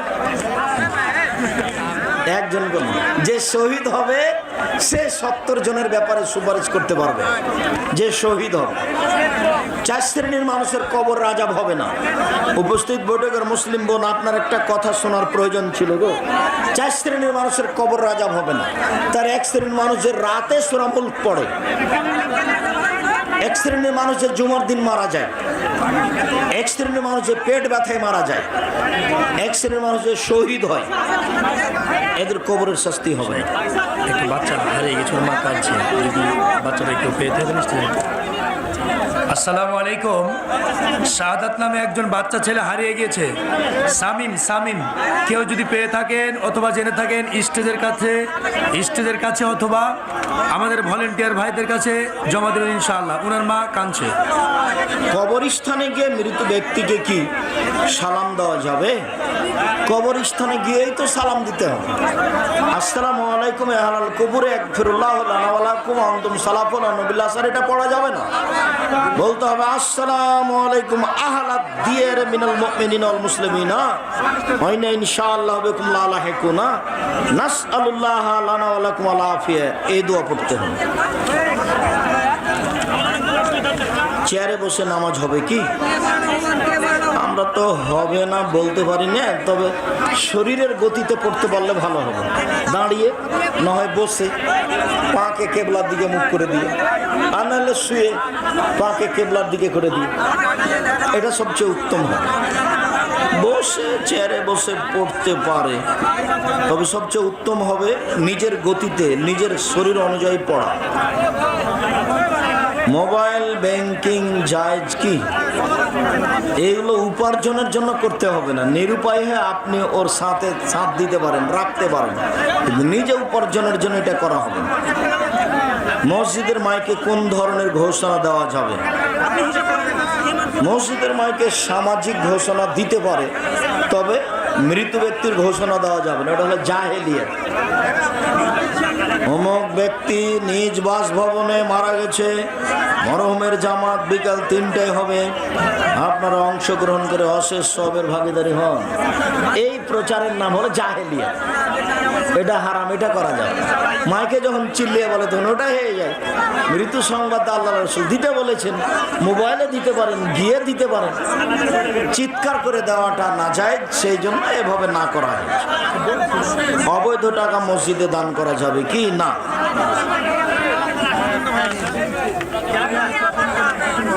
শুকরিয়া, জাযাকুমুল্লাহ খায়ের।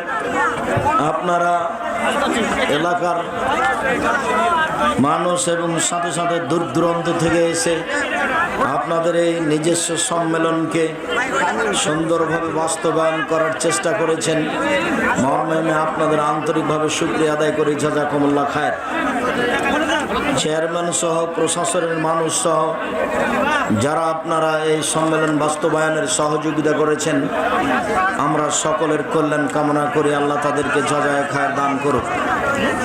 যারা যুবকরা এই ব্যবস্থাপনায় প্রাণপণে চেষ্টা চালিয়েছে, কত সমস্যার মুখোমুখি হয়েছে, বলছে যে একটা দিনই কাজ জালসা করতে যে কত সমস্যার মুখোমুখি হচ্ছে, আর কত যে জবাব দিতে হচ্ছে আপনার পক্ষ থেকে। মনে হচ্ছে যে আপনার দোষ ত্রুটি নিয়ে মানুষ সাগরে ভেসে বেড়াচ্ছে।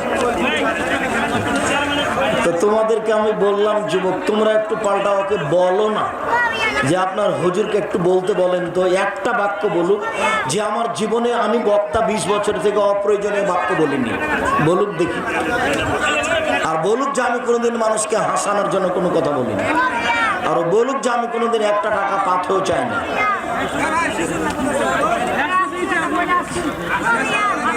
মসজিদে কেউ যদি দোয়া চায় তাহলে কি সম্মিলিতভাবে দোয়া করা যাবে? জি না, ওটা তো বিদআত। দোয়া করা তো একটা গুরুত্বপূর্ণ ইবাদত। হাত তুলে দোয়া করলে আল্লাহ খালি হাত ফিরে দিতে লজ্জা পাই। হাত তুলে দোয়া করবেন। মসজিদের সময় মিলে দোয়া করা যাবে না হাত তুলে। হাত তুলে শুধু দোয়া করতে হবে পানি চাইতে গিয়ে, ইস্তিসকা, তাছাড়া আর নয়। বাকি ব্যক্তিগত